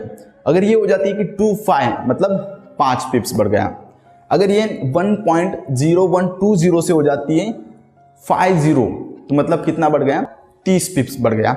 इस तरीके से पिप कैलकुलेट करते हैं। और इस करेंसी पेयर में जो सेकंड डिजिट होता है वो होता है पिप। मतलब अगर इसकी प्राइस 144.60 से हो जाती है 61, मतलब 1 पिप बढ़ गया। अगर ये हो जाता है 65, मतलब कितना बढ़ गया, 5 पिप्स बढ़ गया। अगर ये हो जाता है 90, तो कितना हो गया, 30 पिप्स बढ़ गया, इस तरीके से। तो दोस्तों आई होप कि आपको समझ में आ गया होगा कि किसी भी करेंसी पेयर का प्राइस चेंज जो पिप से कैलकुलेट कैसे करते हैं। लेकिन दोस्तों अब क्या हो गया है, ब्रोकर्स के कंपटीशन की वजह से जिस करेंसी पेयर में डेसिमल के बाद 4 डिजिट्स होते थे वहां पर अभी 5 डिजिट्स हैं, और जहां पर 2 डिजिट्स होते थे डेसिमल के बाद वहां पर अभी 3 डिजिट्स हैं। जैसे कि यूरो यूएसडी की प्राइस है 1.20351। अब यहाँ पर प्राइस को डेसिमल के बाद 5 डिजिट्स में लिखा गया है। इस एग्जाम्पल में चौथा डिजिट जो कि 5 है उसको हम पिप बोलते हैं, लेकिन इससे आगे जो 5वां डिजिट अब आ रहा है इसको पिप से भी छोटा पॉइंट बोलते हैं। 10 पॉइंट्स मिलकर एक पिप बनाते हैं। जैसे कि इस एग्जाम्पल में अगर प्राइस 1.20351 है तो इस एंड वाले पॉइंट को 1 से 9 तक जाने में 10 पॉइंट्स का फर्क बोलेंगे हम, और जैसे ही 10 पॉइंट्स बढ़ जाएंगे पीछे वाला पिप जो कि अभी 5 है वो ऑटोमेटिकली 6 हो जाएगा। ऐसे ही प्राइस अगर 10 पॉइंट्स नीचे आती है तो एक पिप नीचे आ जाएगा। चौथा डिजिट पिप अभी भी वैसे ही काम कर रहा है। आगे इस 5वें डिजिट को लगाया गया है इस पिप में आने वाले चेंज को भी 10 हिस्सों की बारीकी से देखने के लिए। अगर आप ऑलरेडी फॉरेक्स ट्रेड कर रहे हैं तो आपने देखा होगा कि कुछ ब्रोकर्स आज भी प्राइस को इशारिया के बाद 4 डिजिट्स तक लिखते हैं। उनको हम 4 डिजिट्स ब्रोकर बोलते हैं। लेकिन कुछ ब्रोकर्स प्राइस को इशारिया के बाद 5 हिस्सों तक लिखते हैं। उन ब्रोकर्स को हम 5 डिजिट्स ब्रोकर बोलते हैं। दोनों के काम करने के तरीके में कोई खास फर्क नहीं होता। बस ये है कि 5 डिजिट ब्रोकर प्राइस को थोड़ा ज्यादा बारीकी से दिखा रहा होता है और सिर्फ एक पिप का नहीं बल्कि एक पॉइंट का फर्क भी हम देख सकते हैं। लेकिन ज्यादातर ब्रोकर्स आजकल 5 डिजिट्स प्राइस ही दिखाते हैं। आज हम समझेंगे कि लोट साइज क्या होता है फॉरेक्स मार्केट में। दरअसल किसी करेंसी की प्राइस में बिल्कुल छोटे से उतार चढ़ाव से ही पैसा कमाने के लिए हमें वो करेंसी बहुत ज्यादा क्वांटिटी में खरीदनी पड़ती है। और हम जानते हैं कि जब कोई चीज बहुत ज्यादा क्वांटिटी में खरीदी जाए तो फिर उसकी प्राइस थोड़ी सी ही ऊपर या नीचे होने पर हमें अच्छा खासा प्रॉफिट या लॉस हो सकता है। फॉरेक्स मार्केट में हम किसी भी करेंसी को उसकी लॉट्स की सूरत में बाय या सेल करते हैं। जैसे दुनिया में बाकी चीजों को लेने के लिए उनको हम या तो उनके वजन के हिसाब से खरीदते या बेचते हैं, जैसे कि 1 किलो, 2 किलो, 3 किलो वगैरह, या फिर कुछ चीजों का हम दर्जन के हिसाब से भी लेन देन करते हैं। लेकिन यहाँ इस मार्केट में हम किसी करेंसी को उसकी लोट के हिसाब से खरीदते या बेचते हैं। 3 तरह की लोट्स होती हैं फॉरेक्स मार्केट में किसी करेंसी के लिए। पहली लोट को हम बोलते हैं स्टैंडर्ड लोट, जिसमें किसी करेंसी के 1 लाख यूनिट्स होते हैं। यानी कि अगर कोई ट्रेडर ये बोलता है कि मैंने यूरो की एक स्टैंडर्ड लोट खरीद ली है तो इसका मतलब ये होगा कि उसने 1 लाख यूरोस को खरीद लिया है। इस एक स्टैंडर्ड लोट को खरीदने के लिए हम अपने ट्रेडिंग वाले सॉफ्टवेयर पर 1.0 की वैल्यू ऐड करते हैं, जिससे वो सॉफ्टवेयर समझ जाता है कि हम 1.0 मतलब एक स्टैंडर्ड लोट बाय करना चाहते हैं इस करेंसी की, यानी कि हम 1 लाख यूनिट्स खरीद रहे हैं उस करेंसी के। दूसरे नंबर पर आती है मिनी लोट, जिसमें किसी करेंसी के 10,000 यूनिट्स होते हैं। मतलब ये कि 10 मिनी लोट्स मिलकर एक स्टैंडर्ड लोट बनाती हैं। एक मिनी लोट को खरीदने के लिए हम अपने सॉफ्टवेयर की लोट वाली जगह पर इस दफ़ा 0.1 की वैल्यू ऐड करेंगे, जिससे ट्रेडिंग सॉफ्टवेयर समझ जाएगा कि हम इस दफ़ा इस करेंसी के 10,000 यूनिट्स को खरीदना चाह रहे हैं। तीसरे नंबर पर आती है माइक्रो लोट, जिसमें एक करेंसी के 1000 यूनिट्स होते हैं। मतलब 10 माइक्रो लोट्स मिलकर एक मिनी लोट बनाती हैं। एक मिनी लोट के लिए हम अपने सॉफ्टवेयर पर इस दफ़ा 0.01 की वैल्यू ऐड करेंगे, जिसका मतलब ये है कि हम इस दफ़ा इस करेंसी के 1000 यूनिट्स खरीदना चाह रहे हैं। अब शायद आपके जहन में ये सवाल भी पैदा हो रहा होगा कि यार हम इतने सारे यूनिट्स कैसे खरीद सकते हैं इस मार्केट में किसी करेंसी के, हमारे पास कहाँ से आएगा इतना पैसा। हमें तो बताया गया था कि $100 जैसी छोटी सी इन्वेस्टमेंट से भी हम ये काम शुरू कर सकते हैं, लेकिन $100 में तो एक माइक्रो लोट भी नहीं खरीदी जा सकती किसी अच्छी करेंसी की, क्योंकि सबसे छोटी माइक्रो लोट में भी 1000 यूनिट्स खरीदने होते हैं किसी करेंसी के। तो परेशान मत हो, फॉरेक्स मार्केट में हमें लिवरेज मिलता है इतनी बड़ी खरीदारी करने के लिए। बात करते हैं कि हमें कितने पिप्स पे कितना प्रॉफिट हो रहा है, वो कैसे हमें पता चलेगा। अगर आप कोई ट्रेड लेते हो यूरो यूएसडी में, आपने ट्रेड ले लिया, अब इसमें आपने टारगेट लगा दिया 100 पिप्स का और स्टॉप लॉस लगा दिया 40 पिप्स का। अगर आपका टारगेट हिट हो जाता है तो आपको कितना प्रॉफिट हो रहा है, या आपका स्टॉप लॉस हिट हो जाता है तो आपको कितना लॉस हो रहा है, वो कैसे कैलकुलेट करना है। तो दोस्तों ये डिपेंड करता है आपके लॉट साइज के ऊपर। तो ये एक रफ एग्जांपल है। अगर आपका एक लॉट साइज आप लेते हो, स्टैंडर्ड लॉट आप लेते हो, तो आपको एक पिप के ऊपर $10 का प्रॉफिट होता है। मतलब अगर आपका $100 का टारगेट है तो आपको 1000 रुपीज का प्रॉफिट होगा, और 40 पिप्स का आपका स्टॉप लॉस है, तो अगर स्टॉप लॉस हिट होता है तो आपको $400 का आपका लॉस होगा। अगर आप मिनी लॉट लेते हो, मतलब 0.1 लॉट, तो यहाँ पर आपको एक पिप पे $1 का प्रॉफिट होता है। मतलब 100 पिप्स पे आपको $100 का प्रॉफिट होगा और 40 पिप्स पे आपको 40 पिप्स का लॉस होगा, इस तरीके से। और अगर आप माइक्रो लॉट लेते हो, मतलब 0.01, तो यहाँ पर आपको एक पिप के ऊपर $0.1 का प्रॉफिट होता है। मतलब 100 पिप्स पे आपको कितना प्रॉफिट होगा, 10 डॉलर का, और 40 पिप्स पे आपको लॉस कितना होगा, $4 का। इस तरीके से कौन सा ऐसा फार्मूला है आपके पास कि जिससे आपको ये पता चल जाए कि मेरा इतना बैलेंस लगा रहा हूं तो पर पिप कितना प्रॉफिट और लॉस हो सकता है मुझे। आपको यहाँ स्क्रीन पर नजर आ रहा होगा फार्मूला, कि आपने पहले ये डिसाइड करना है कि आप कितना % रिस्क लेना चाहते हो। आपने वो परसेंटेज वहां पर डाल देनी है। जो प्रोफेशनल ट्रेडर्स होते हैं, जो बिग फर्म्स होती हैं, वो 1% से ज्यादा रिस्क नहीं लेती एक ट्रेड के ऊपर। वो या तो 1% लेगी जो उनका मैक्सिमम होगा, 0.5% लेगी या 1/4% रिस्क लेंगी अपना कैपिटल का। तो हम यहाँ सपोज कर लेते हैं 1%। हमारे पास $5000 है, जैसे मैंने पिछली वीडियो में 5000 की एग्जाम्पल ली थी, वही यहाँ लेके चलेंगे कि $5000 है मेरे पास, तो 5000 का 1% बनता है $50। तो आपने $50 को वहां पर लिख दिया, 1% को आपने डिवाइड कर देना है पिप्स के साथ जितना आपका स्टॉप लॉस है। मैं अब यहाँ सपोज कर लेता हूं कि मेरा जो स्टॉप लॉस है वो 20 पिप्स का है, यानी कि यहाँ से 20 पिप्स की मूवमेंट होगी तो वो ऑपोजिट मूवमेंट होगी तो वो मेरा स्टॉप लॉस होगा। तो मैं वहां पर लिख देता हूं कि भाई 20% का 20 पिप्स का मेरा रिस्क है यहाँ पर।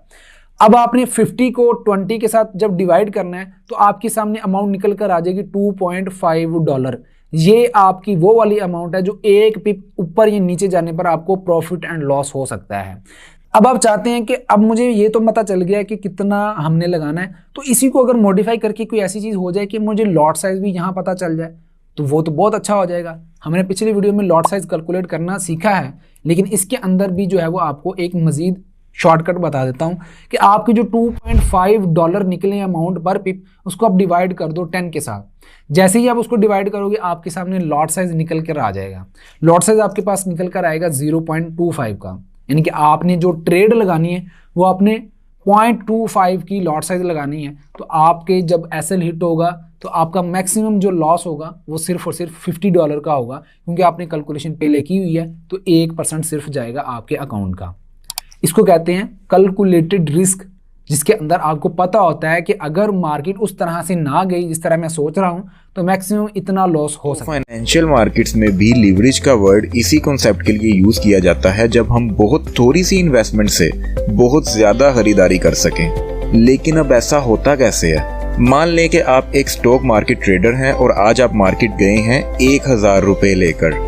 आपको लगता है कि एक स्टॉक जिसकी प्राइस अभी 100 रुपए है वो ऊपर जाने वाला है। अब आपके पास 1000 रुपए हैं और 1000 रुपए में 100 वाले सिर्फ 10 स्टॉक्स ही ले सकते हैं। आप किसी ब्रोकर से रब्ता करते हैं और उसके थ्रू वो वाले 10 स्टॉक्स खरीद लेते हैं। पता चलता है कि आपका एनालिसिस ठीक साबित हुआ और उस स्टॉक की प्राइस आज मार्केट बंद होने तक 100 से 120 रुपए हो गई।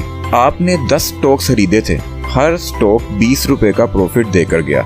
इस हिसाब से आपने आज 200 रुपए कमाए। अब फर्ज कर लीजिए कि अगले दिन भी आप मार्केट में 1000 रुपए लेकर गए, लेकिन इस बार आपका ब्रोकर आपको बोलता है कि यार तुम अच्छी ट्रेड करते हो लेकिन पैसे कम है तुम्हारे पास।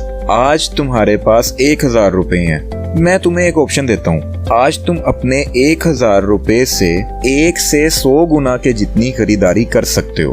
मतलब ये कि मैं तुम्हारा जो 1000 रुपया है इसको 100 गुना बढ़ा कर तुम्हें देता हूँ इन्वेस्टमेंट के लिए। 100 गुना बढ़ाने के बाद तुम्हारा 1000 रुपया बन जाएगा 1 लाख रुपए। तो अब तुम 1 लाख की खरीदारी कर सकते हो मार्केट से। और मजे की बात तो ये कि जो भी प्रॉफिट होगा वो सारा का सारा तुम्हारा। मैं बस तुम्हें ज्यादा पैसे दे रहा हूँ ताकि तुम ज्यादा बड़ी ट्रेड लगाओ और मुझे भी अपनी ट्रेड्स में से कमीशन देते जाओ। खुद भी कमाओ और हर ट्रेड पर मुझे भी थोड़ा थोड़ा कमीशन देते जाओ। अब आप सोचिए जरा, पहले दिन 1000 रुपए से 100 वाले 10 स्टॉक्स खरीदे और 20 रुपए प्राइस बढ़ जाने की वजह से हमें 10 स्टॉक्स के ऊपर 200 रुपए का फायदा हुआ।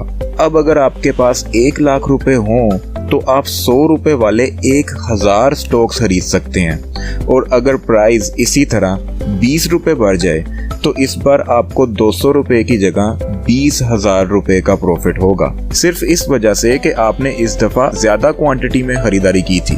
फॉरेक्स मार्केट में भी बिल्कुल इसी तरह हमारा ब्रोकर जिसके साथ हम अकाउंट ओपन करते हैं ताकि इंटरनेशनल मार्केट में ट्रेड कर सकें, वो हमें लिवरेज प्रोवाइड करता है। और मजे की बात तो ये कि सिर्फ 1 से 100 गुना तक की नहीं बल्कि अब तो 1 से 500 गुना तक की, 1000 गुना तक की और इवन 2000 और 5000 गुना तक की लीवरेज भी ले सकते हैं हम अपने ब्रोकर से। पहला सवाल तो ये कि ब्रोकर क्यों हमें इतना सारा पैसा दे देता है ट्रेड करने के लिए?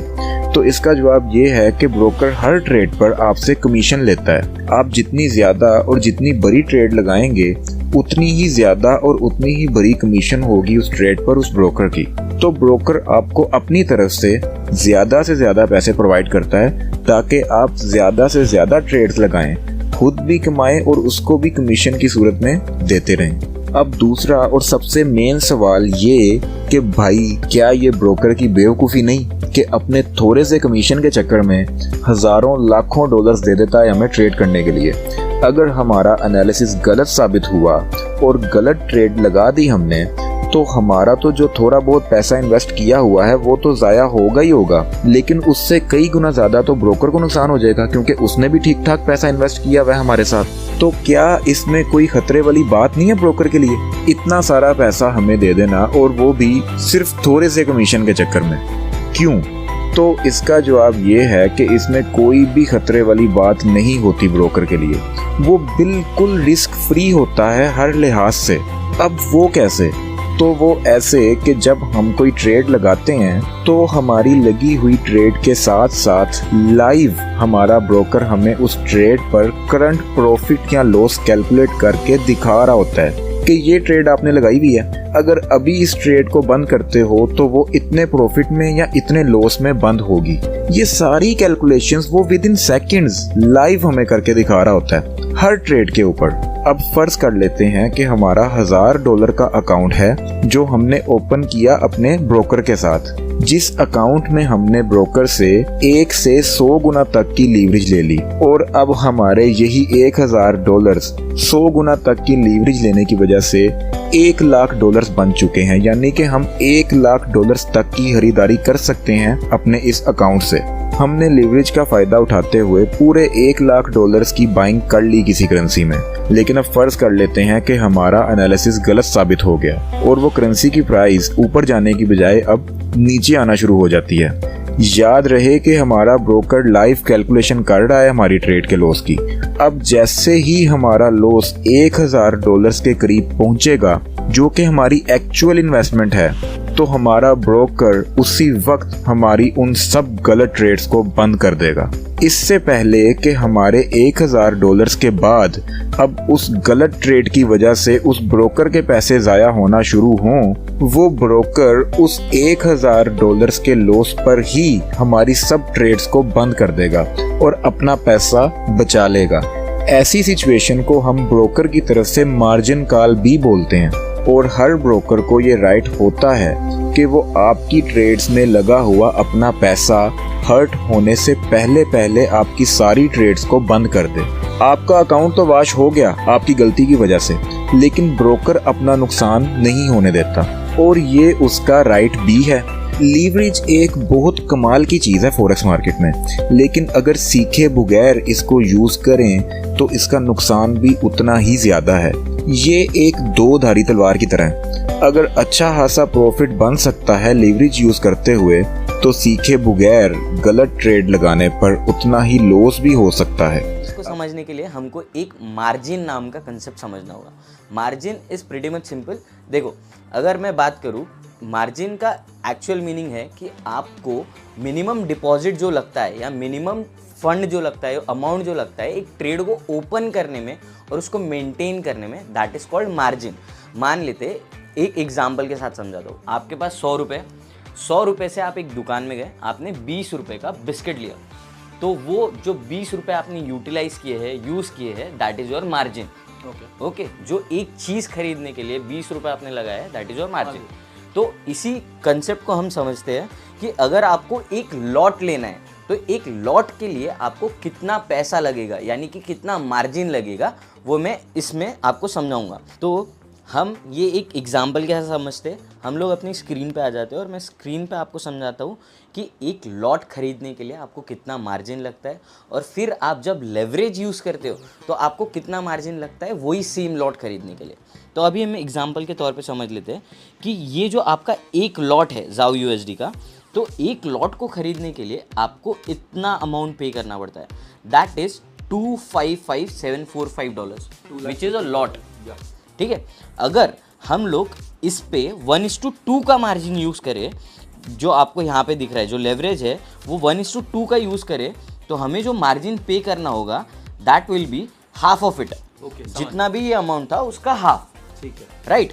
तो ये जो अमाउंट है, अगर हम लेवरेज बढ़ाते जाए तो ये अमाउंट कम होता जाएगा। मतलब कि हमें जो एक्चुअल पैसा लगना है एक लॉट खरीदने, मतलब सेम लॉट खरीदने, हमको जो पैसा लगना है अगर हम लेवरेज बढ़ाते जाए तो वो कम लगता जाएगा। तो इसका मतलब ऐसा होगा 1:2 के आगे जितना भी नंबर है उससे अगर हम डिवाइड कर दे तो एग्जैक्ट वो अमाउंट निकल एग्जैक्टली, अगर आप क्रिप्टो या फॉरेक्स ट्रेडिंग करते हैं तो आप मार्जिन तो यूज करते ही होंगे, लेकिन क्या आपने देखा है मार्जिन का मोड कौन सा है, आइसोलेटेड है या क्रॉस मार्जिन? नहीं तो आपका कैपिटल बहुत जल्द जीरो होने वाला है। वो कैसे, आइए जानते हैं। देखिए, मार्जिन के दो मोड होते हैं, पहला आइसोलेटेड, दूसरा क्रॉस मार्जिन। मान लीजिए आपके पास $1000 का कैपिटल है और उसमें से आपने $100 यूज किया ट्रेडिंग में और आपका स्टॉप लॉस नहीं लगा है। अगर मार्केट आपके डायरेक्शन के अपोजिट जाता है तो आपने जो $100 यूज किया है वही आपका लॉस होगा, उसके बाद आपका ट्रेड क्लोज हो जाएगा और बचा हुआ कैपिटल आपका सेफ रहेगा अगर आप आइसोलेटेड यूज करते हैं तो। लेकिन अगर आप क्रॉस मार्जिन यूज करते हैं तो आपका अगर $1000 का कैपिटल है, उसमें से आपने $100 यूज किया ट्रेडिंग में और आपने स्टॉप लॉस नहीं लगाया है और मार्केट आपके डायरेक्शन के अपोजिट जाता है, तो जैसे आपने जो $100 यूज किया इससे लॉस हो जाएगा, उसके बाद भी आपका जो बचा हुआ कैपिटल रहेगा उसमें से भी आपका पैसे कटते रहेंगे जब तक ये आप ट्रेड खुद से क्लोज नहीं करते हैं, या तो आपका पूरा ये $1000 का कैपिटल खत्म हो जाए। तो इस चीज का आपको ध्यान में रखना है। अगर आप बिगिनर हैं तो आपको आइसोलेटेड में ही यूज करना है, क्रॉस मार्जिन को आपको नहीं करना है।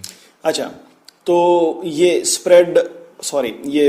बिड प्राइस क्या है और ये आस्क प्राइस क्या है, अगर आपने ध्यान से देखा होगा तो मार्केट वॉच में इस प्रकार से आपको टर्मिनल में प्राइसेस ऑफर किए जाते हैं, ठीक है।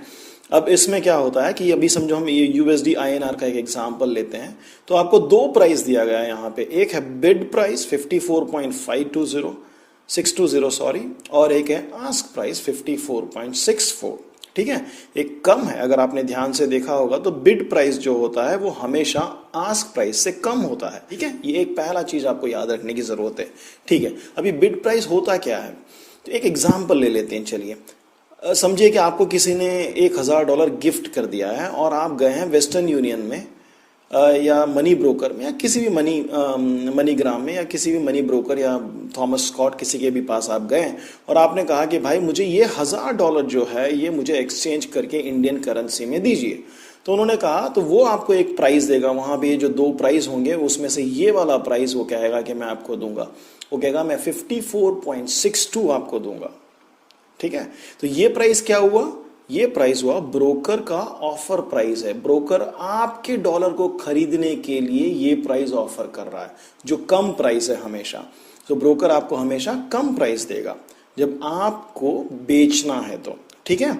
और आपने कहा चलो ठीक है मुझे 54.62 दे दो और आपने उसको अपने $1000 दे दिए और अचानक वहां पे दूसरा एक आदमी आ गया और वो कह रहा है कि भाई मेरे बेटे को मुझे डॉलर्स भेजने हैं, $1000 US भेजना है, तो क्या रेट चल रहा है। तो अब अचानक क्या कर देगा अपना ब्रोकर, जो पहले अपने को 54.62 में दिया उनको ऑफर करेगा 54.64 में।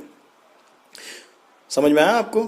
मतलब कि जब आप इस ब्रोकर के पास प्राइस डॉलर खरीदने जाते हैं तो आपको ज्यादा देना पड़ता है उसको, और जब कोई आप बेचने जाएगा तो उसको वो कम ऑफर करेगा।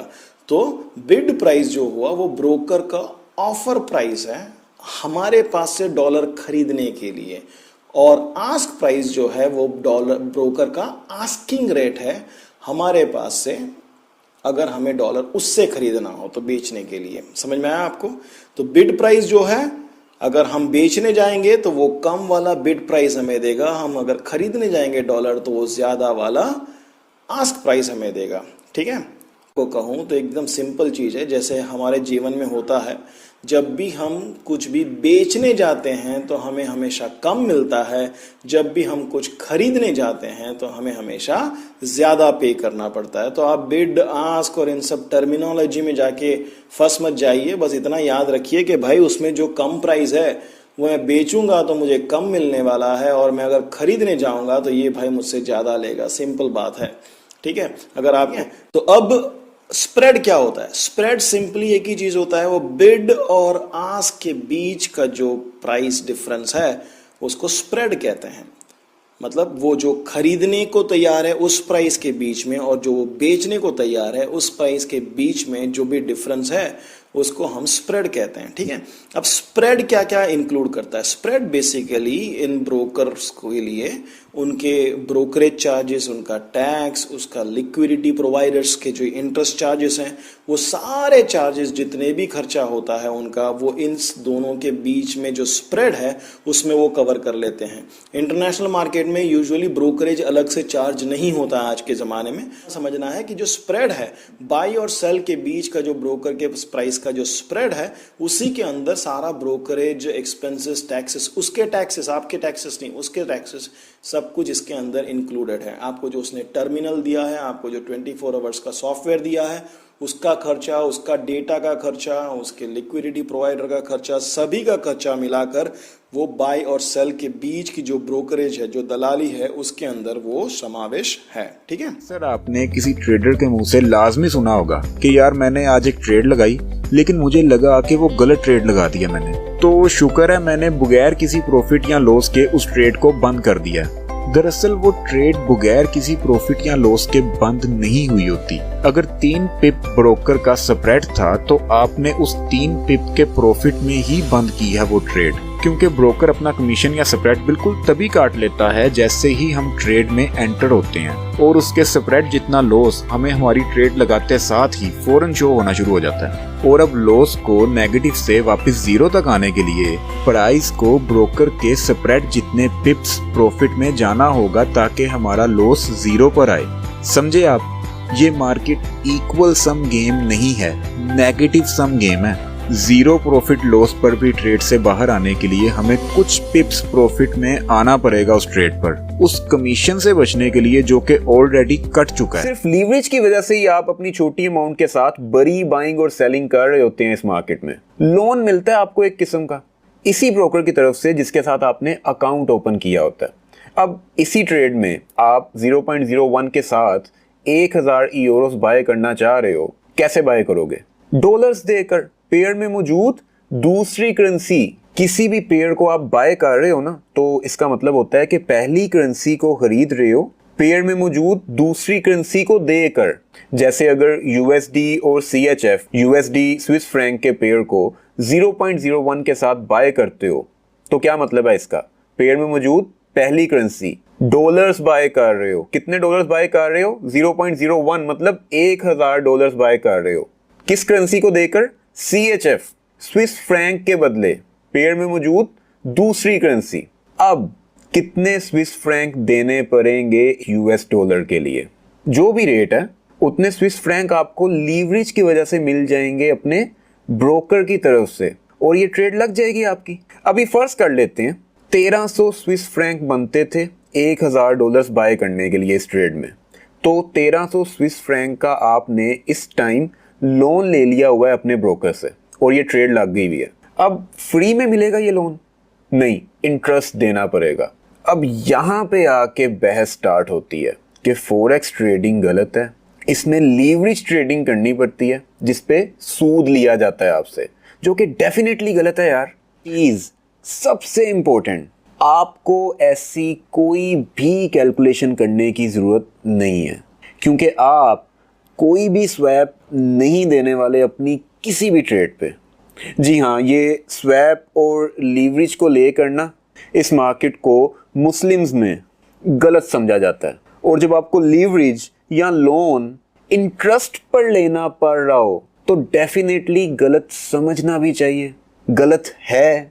अब इस चीज़ को देखते हुए मुस्लिम कंट्रीज में तकरीबन सभी ब्रोकर्स ने स्वैप लेना ही बंद कर दिया। नहीं कमा रहे वो स्वैप से, कोई इंटरेस्ट नहीं और कोई सूद नहीं। और सिर्फ मुस्लिम्स को नहीं, सभी को वो ब्रोकर्स अब स्वैप फ्री अकाउंट ऑफर करते हैं। इससे उनकी स्वैप वाली कमाई तो नहीं होती, लेकिन इस सर्विस और गुड इनिशिएटिव को देखते हुए कई क्लाइंट्स वो बाकी स्वैप वाले ब्रोकर्स को छोड़ के उनके साथ अकाउंट ओपन करते हैं। ज्यादा क्लाइंट्स का मतलब है ज्यादा ट्रेड्स, ज्यादा ट्रेड्स का मतलब है ज्यादा कमीशन या स्प्रेड, जो ब्रोकर का लीगल राइट है। अपनी सर्विसेज की वो जो छोटी सी एक फी लेता है आपसे हर ट्रेड के ऊपर। गाड़ी लेते हो ना डीलर के थ्रू या ब्रोकर के थ्रू, तो गाड़ी की प्राइस का 1-2% उस डीलर या ब्रोकर को भी तो पे करते हो ना, राइट है उसका, इसमें कोई गलत चीज नहीं है। तो ज्यादा क्लाइंट्स का मतलब है ज्यादा कमाई, और एक गलत चीज भी बीच में से खत्म हो गई। स्टिल कई ब्रोकर स्वैप लेते भी हैं, कोई जरूरत नहीं है आपको उनके साथ ट्रेड करने की। जितनी ज्यादा इजीनेस होगी एक मार्केट में, हम उस मार्केट को उतनी ही ज्यादा लिक्विड मार्केट बोल सकते हैं। लेकिन अब इजीनेस क्या होती है एक मार्केट में, और इसका फ्लो के साथ ऐसा क्या ताल्लुक है जो हम इसको लिक्विडिटी के नाम से बुलाते हैं। आइए इसको एक एग्जाम्पल के साथ समझते हैं। लेट्स सपोज एक शख्स जिसको हम पर्सन ए बोल लेते हैं, वो कोई करेंसी या कोई स्टॉक बेचना चाहता है, और हम जानते हैं कि फॉरेक्स मार्केट में या स्टॉक मार्केट में हम अगर कोई चीज़ बेचना चाहते हैं तो उस चीज़ को खरीदने वाला हमें प्रोवाइड करता है हमारा ब्रोकर, जिसके साथ हम अकाउंट ओपन करते हैं इंटरनेशनल मार्केट में ट्रेड करने के लिए। वो इस काम की एक बिल्कुल छोटी सी फीस चार्ज करता है हमसे हर ट्रेड पर। अगर हम एक चीज़ बेचना चाहते हैं तो ये ब्रोकर पूरी दुनिया से हमें उस चीज़ के बायर्स ढूंढ कर देता है, और अगर हम कोई चीज़ खरीदना चाहते हैं तो ये ब्रोकर पूरी दुनिया से हमें उस चीज़ के सेलर्स ढूंढकर हमको उनके साथ कनेक्ट करता है। अब अगर ये पर्सन ए किसी चीज़ को बेचना चाहता है तो इसका ब्रोकर इसके लिए एक बायर ढूंढेगा। फर्ज कर लेते हैं वो बायर पर्सन बी है। ब्रोकर ने ए को बी प्रोवाइड किया और बी को ए प्रोवाइड किया, और दोनों में एक ट्रेड हो गई। ए की करेंसी भी बिक गई, बी जो करेंसी खरीदना चाहता था उसको उस करेंसी के लिए सेलर भी मिल गया, और ब्रोकर ने इस ट्रेड में से अपना एक छोटा सा कमीशन भी कमा लिया दोनों साइड से। अब लेट्स सपोज कि कुछ देर के बाद ये पर्सन बी इस खरीदी हुई करेंसी को बेचना चाहता है, और इस दफा ब्रोकर इस पर्सन बी के लिए फिर से इजीली एक बायर ढूंढ लेता है जो इसको खरीदने के लिए तैयार है। इस शख्स को हम पर्सन सी बोल लेते हैं। अब यहाँ पर क्या हो रहा है, जरा गौर कीजिए। ए ने बेचना चाहा तो ब्रोकर ने इजीली बी को फाइंड कर लिया जो उसको खरीदना चाहता था। अब बी ने बेचना चाहा तो ब्रोकर ने फिर से पर्सन सी को ढूंढ लिया जो अब इसको खरीदना चाहता है। एक इजीनेस है मार्केट में, कैश का एक फ्लो है मार्केट में, बायर्स और सेलर्स की कोई कमी नहीं है मार्केट में इस करेंसी को लेकर। जब भी कोई इस करेंसी को खरीदना या बेचना चाहता है तो ब्रोकर को कोई प्रॉब्लम नहीं होता सेलर के लिए बायर ढूंढने में और बायर के लिए सेलर ढूंढने में। इस तरह की मार्केट को हम बोलते हैं लिक्विड मार्केट, जिसमें कैश का फ्लो ज्यादा हो, कोई मुश्किल ना हो लोगों को उसका बायर या उसका सेलर ढूंढने में। ऐसी कोई भी करेंसी या ऐसा कोई भी स्टॉक जिसकी मार्केट में अवेलेबिलिटी ऑफ कैश फ्लो ज्यादा हो, हम उस करेंसी या उस स्टॉक को लिक्विड करेंसी या स्टॉक बोलते हैं, या आम जुबान में सिर्फ ये बोल देते हैं कि इस करेंसी की या इस स्टॉक की लिक्विडिटी ज्यादा है। ज्यादा लिक्विडिटी वाली करेंसीज में हमें ट्रेड करने का एक फायदा ये भी होता है कि उस करेंसी को लेकर ब्रोकर का कमीशन बहुत थोड़ा होता है, क्योंकि ब्रोकर को कोई मसला नहीं आ रहा होता बायर के लिए सेलर ढूंढने में या सेलर के लिए बायर ढूंढने में। अब अगर कोई ऐसी करेंसी या कोई ऐसा स्टॉक जिसको कोई बेचना चाहता हो लेकिन मार्केट में उसको खरीदने वाले कम हो, या कोई खरीदना चाहता हो और उसको बेचने वाले कम हो, तो ऐसी मार्केट को हम बोलते हैं इललिक्विड मार्केट, जिसमें कैश का फ्लो बहुत थोड़ा होता है और ब्रोकर को भी प्रॉब्लम होता है बायर के लिए सेलर और सेलर के लिए बायर ढूंढने में। ऐसी करेंसीज या स्टॉक की एक्सचेंज पर ब्रोकर कमीशन भी ज्यादा लेता है दोनों साइड से, और साथ ही साथ ऐसी करेंसीज को ट्रेड करने में और भी बहुत सारी प्रॉब्लम्स आती हैं। वोलेटिलिटी का मतलब होता है मूवमेंट। किसी चीज में जितनी ज्यादा हरकत होती है हम उस चीज को उतनी ही ज्यादा वोलेटाइल चीज बोलते हैं। अब अगर करेंसी या स्टॉक मार्केट में वोलेटिलिटी की बात करें तो यहाँ पर देखा जाता है कि किसी करेंसी या स्टॉक की प्राइस कितना ज्यादा और कितनी तेजी से ऊपर नीचे होती रहती है। जिस भी करेंसी या स्टॉक की प्राइस तेजी से ऊपर नीचे जाती रहती है तो हम उस करेंसी या स्टॉक को वोलेटाइल करेंसी या स्टॉक बोलते हैं। आइए अब ये जानने की कोशिश करते हैं कि अगर एक करेंसी की वोलेटिलिटी बाकी करेंसीज की निस्बत ज्यादा है तो इसके पीछे वजह क्या होती है, क्यों इस करेंसी की प्राइस बाकी करेंसीज की निस्बत ज्यादा तेजी से ऊपर नीचे होती रहती है। इस चीज को समझने के लिए एक बिल्कुल आसान सा एग्जाम्पल लेते हैं। लेट्स सपोज कि एक करेंसी की प्राइस है 100 रुपए और ये करेंसी एक लिक्विड करेंसी भी है। किसी करेंसी या स्टॉक में लिक्विडिटी क्या होती है इसको हमारी पिछली वीडियो में फुल डिटेल और आसान सी एग्जांपल्स के साथ समझाया गया है। वीडियो का लिंक आप अपनी स्क्रीन के ऊपर राइट कॉर्नर पर भी देख सकते हैं और इस वीडियो की डिस्क्रिप्शन में भी आपको उसका लिंक मिल जाएगा। अब अगर ये करेंसी लिक्विड करेंसी है तो इसका मतलब ये कि बायर्स और सेलर्स की कोई कमी नहीं है मार्केट में इस करेंसी के लिए। अब अगर इसकी प्राइस 100 रुपए है तो इसको खरीदने वाला ज्यादा से ज्यादा इतना बार्गेन कर सकता है कि मैं इस करेंसी के लिए 100 रुपए नहीं 99 रुपए दूंगा। है कोई सेलर जो मुझे इस रेट पर बेच दे ये करेंसी, और इसी तरह इसको बेचने वाले अपनी कीमत 100 से बढ़ाकर ज़्यादा से ज़्यादा 101 कर सकते हैं, क्योंकि बायर्स और सेलर्स दोनों ये जानते हैं कि मार्केट में इसको बेचने वाले भी बहुत हैं और इसको खरीदने वाले भी बहुत हैं। मतलब ये है कि कंपटीशन ज़्यादा है इस करेंसी की मार्केट का। एक खरीदार मैक्सिमम बहस करके 99 रुपये तक की ऑफ़र दे सकता है। इससे नीचे की ऑफ़र देगा तो कोई भी नहीं बेचेगा उसे, क्योंकि वो जानता है कि मेरी तरह और भी बहुत सारे खरीदार हैं मार्केट में जो हो सकता है कि बहस भी ना करें और 100 की ही ले लें, तो मुझे कोई 98 या 97 की क्यों देगा। इसी तरह एक बेचने वाला भी अपनी प्राइस 100 से मैक्सिमम 101 तक कर सकता है, क्योंकि वो भी ये जानता है कि अगर प्राइस 101 से भी ज़्यादा करती तो मुझसे कोई खरीदेगा नहीं, क्योंकि मार्केट में मेरी तरह और भी बहुत सारे बेचने वाले बैठे हैं जो शायद 101 तो क्या 100 या हो सकता है 99 में भी बेच दें। अब गौर कीजिए ज़रा, मार्केट लिक्विडिटी ज़्यादा होने की वजह से इस करेंसी की प्राइस 99 से 101 के दरमियान मूव कर रही है। एक्चुअल प्राइस 100 ही है, लेकिन अगर नीचे आएगी तो मैक्सिमम 99 तक आ जाएगी और अगर ऊपर जाएगी तो मैक्सिमम 101 तक चली जाएगी। मतलब इस करेंसी की प्राइस की हरकत बहुत थोड़ी है, जो हमें ये बताती है कि इस करेंसी की वोलेटिलिटी कम है। ये किसी हद तक स्टेबल करेंसी है, ज़्यादा जल्दी ऊपर नहीं चली जाती और बहुत ज़्यादा ऊपर नहीं चली जाती, और इसी तरह ज़्यादा जल्दी और बहुत ज़्यादा नीचे भी नहीं आ जाती। इसकी एक रेंज डिफाइंड है कि मैक्सिमम ये 101 तक चली जाएगी या मिनिमम ये 99 तक चली जाएगी। अब हम बात करते हैं ऐसी करेंसी की जिसकी प्राइस तो 100 ही है, लेकिन मार्केट में इसको बेचने वाले और खरीदने वाले दोनों बहुत कम है। मतलब लिक्विडिटी कम है उस करेंसी की। तो ऐसी सूरत में एक बेचने वाला अपनी प्राइस 100 से बढ़ाकर 105 भी कर सकता है, क्योंकि वो जानता है कि कंपटीशन नहीं है मार्केट में। और दूसरी तरफ खरीदने वाला भी अपनी ऑफर को 100 से नीचे गिराकर 95 तक ला सकता है, क्योंकि वो भी ये जानता है कि इसको खरीदने वाले भी बहुत कम है मार्केट में। दोनों बायर और सेलर अपनी अपनी जगह पर ठीक हैं, क्योंकि मार्केट में दोनों की कमी है इस करेंसी को लेकर। अब यहाँ पर गौर कीजिए ज़रा, इस करेंसी की प्राइस मूव करती रहती है 95 से 105 के अंदर अंदर। मतलब इसकी हरकत ज़्यादा है पिछली करेंसी की प्राइस की हरकत से। इसकी रेंज भी ज़्यादा बड़ी है, ये 95 से 105 के दरमियान मूव कर सकती है। पिछली करेंसी सिर्फ 99 से 101 के दरमियान मूव कर सकती थी। तो ऑब्वियसली इस करेंसी की वोलेटिलिटी ज़्यादा है पिछली करेंसी की वोलेटिलिटी के हिसाब से। यहाँ तक सुनने के बाद मैं उम्मीद करता हूँ कि मैं आपको एक करेंसी में वोलेटिलिटी क्या होती है ये समझा पाया हूँ।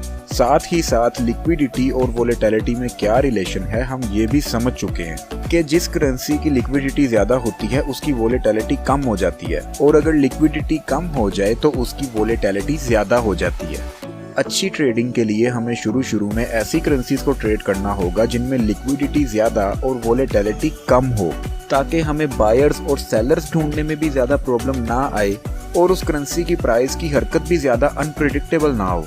हमें पता हो कि ये ज़्यादा से ज़्यादा किस रेंज के अंदर मूव करती रहती है। फॉरेक्स मार्केट में हम किसी करेंसी को खरीद लेने को आम जुबान में बाय करना बोलते हैं, लेकिन मार्केट की प्रोफेशनल जुबान में हम इसको सिर्फ बाय करना नहीं, लॉन्ग करना बोलते हैं। मतलब कि अगर कोई ट्रेडर किसी करेंसी के बारे में ये बोलता है कि आई एम गोइंग लॉन्ग, तो इसका मतलब ये है कि I am going to buy this currency, मैं खरीदने लगा हूँ इस करेंसी को। इसी तरह अगर किसी करेंसी को हम बेचने वाले हैं तो आम जुबान में उसको सेल करना बोलते हैं, लेकिन फॉरेक्स या स्टॉक मार्केट की प्रोफेशनल जुबान में हम उस करेंसी को या उस स्टॉक को सेल करना नहीं, शॉर्ट करना बोलते हैं। तो अगर फॉरेक्स मार्केट में या स्टॉक मार्केट में कोई ट्रेडर ये बोलता है कि आई एम गोइंग शॉर्ट या आई एम शॉर्टिंग, तो इसका मतलब ये होगा कि वो कोई करेंसी या कोई स्टॉक जिसकी प्राइस नीचे आ रही है उसको बेच रहा है और इस नीचे आती प्राइस से वो पैसे कमा रहा है उस करेंसी या स्टॉक को शॉर्ट। ट्रेडिंग कैसे होती है और एक फ्यूचर्स कॉन्ट्रैक्ट क्या होता है, क्या डिफरेंस है इन दोनों में,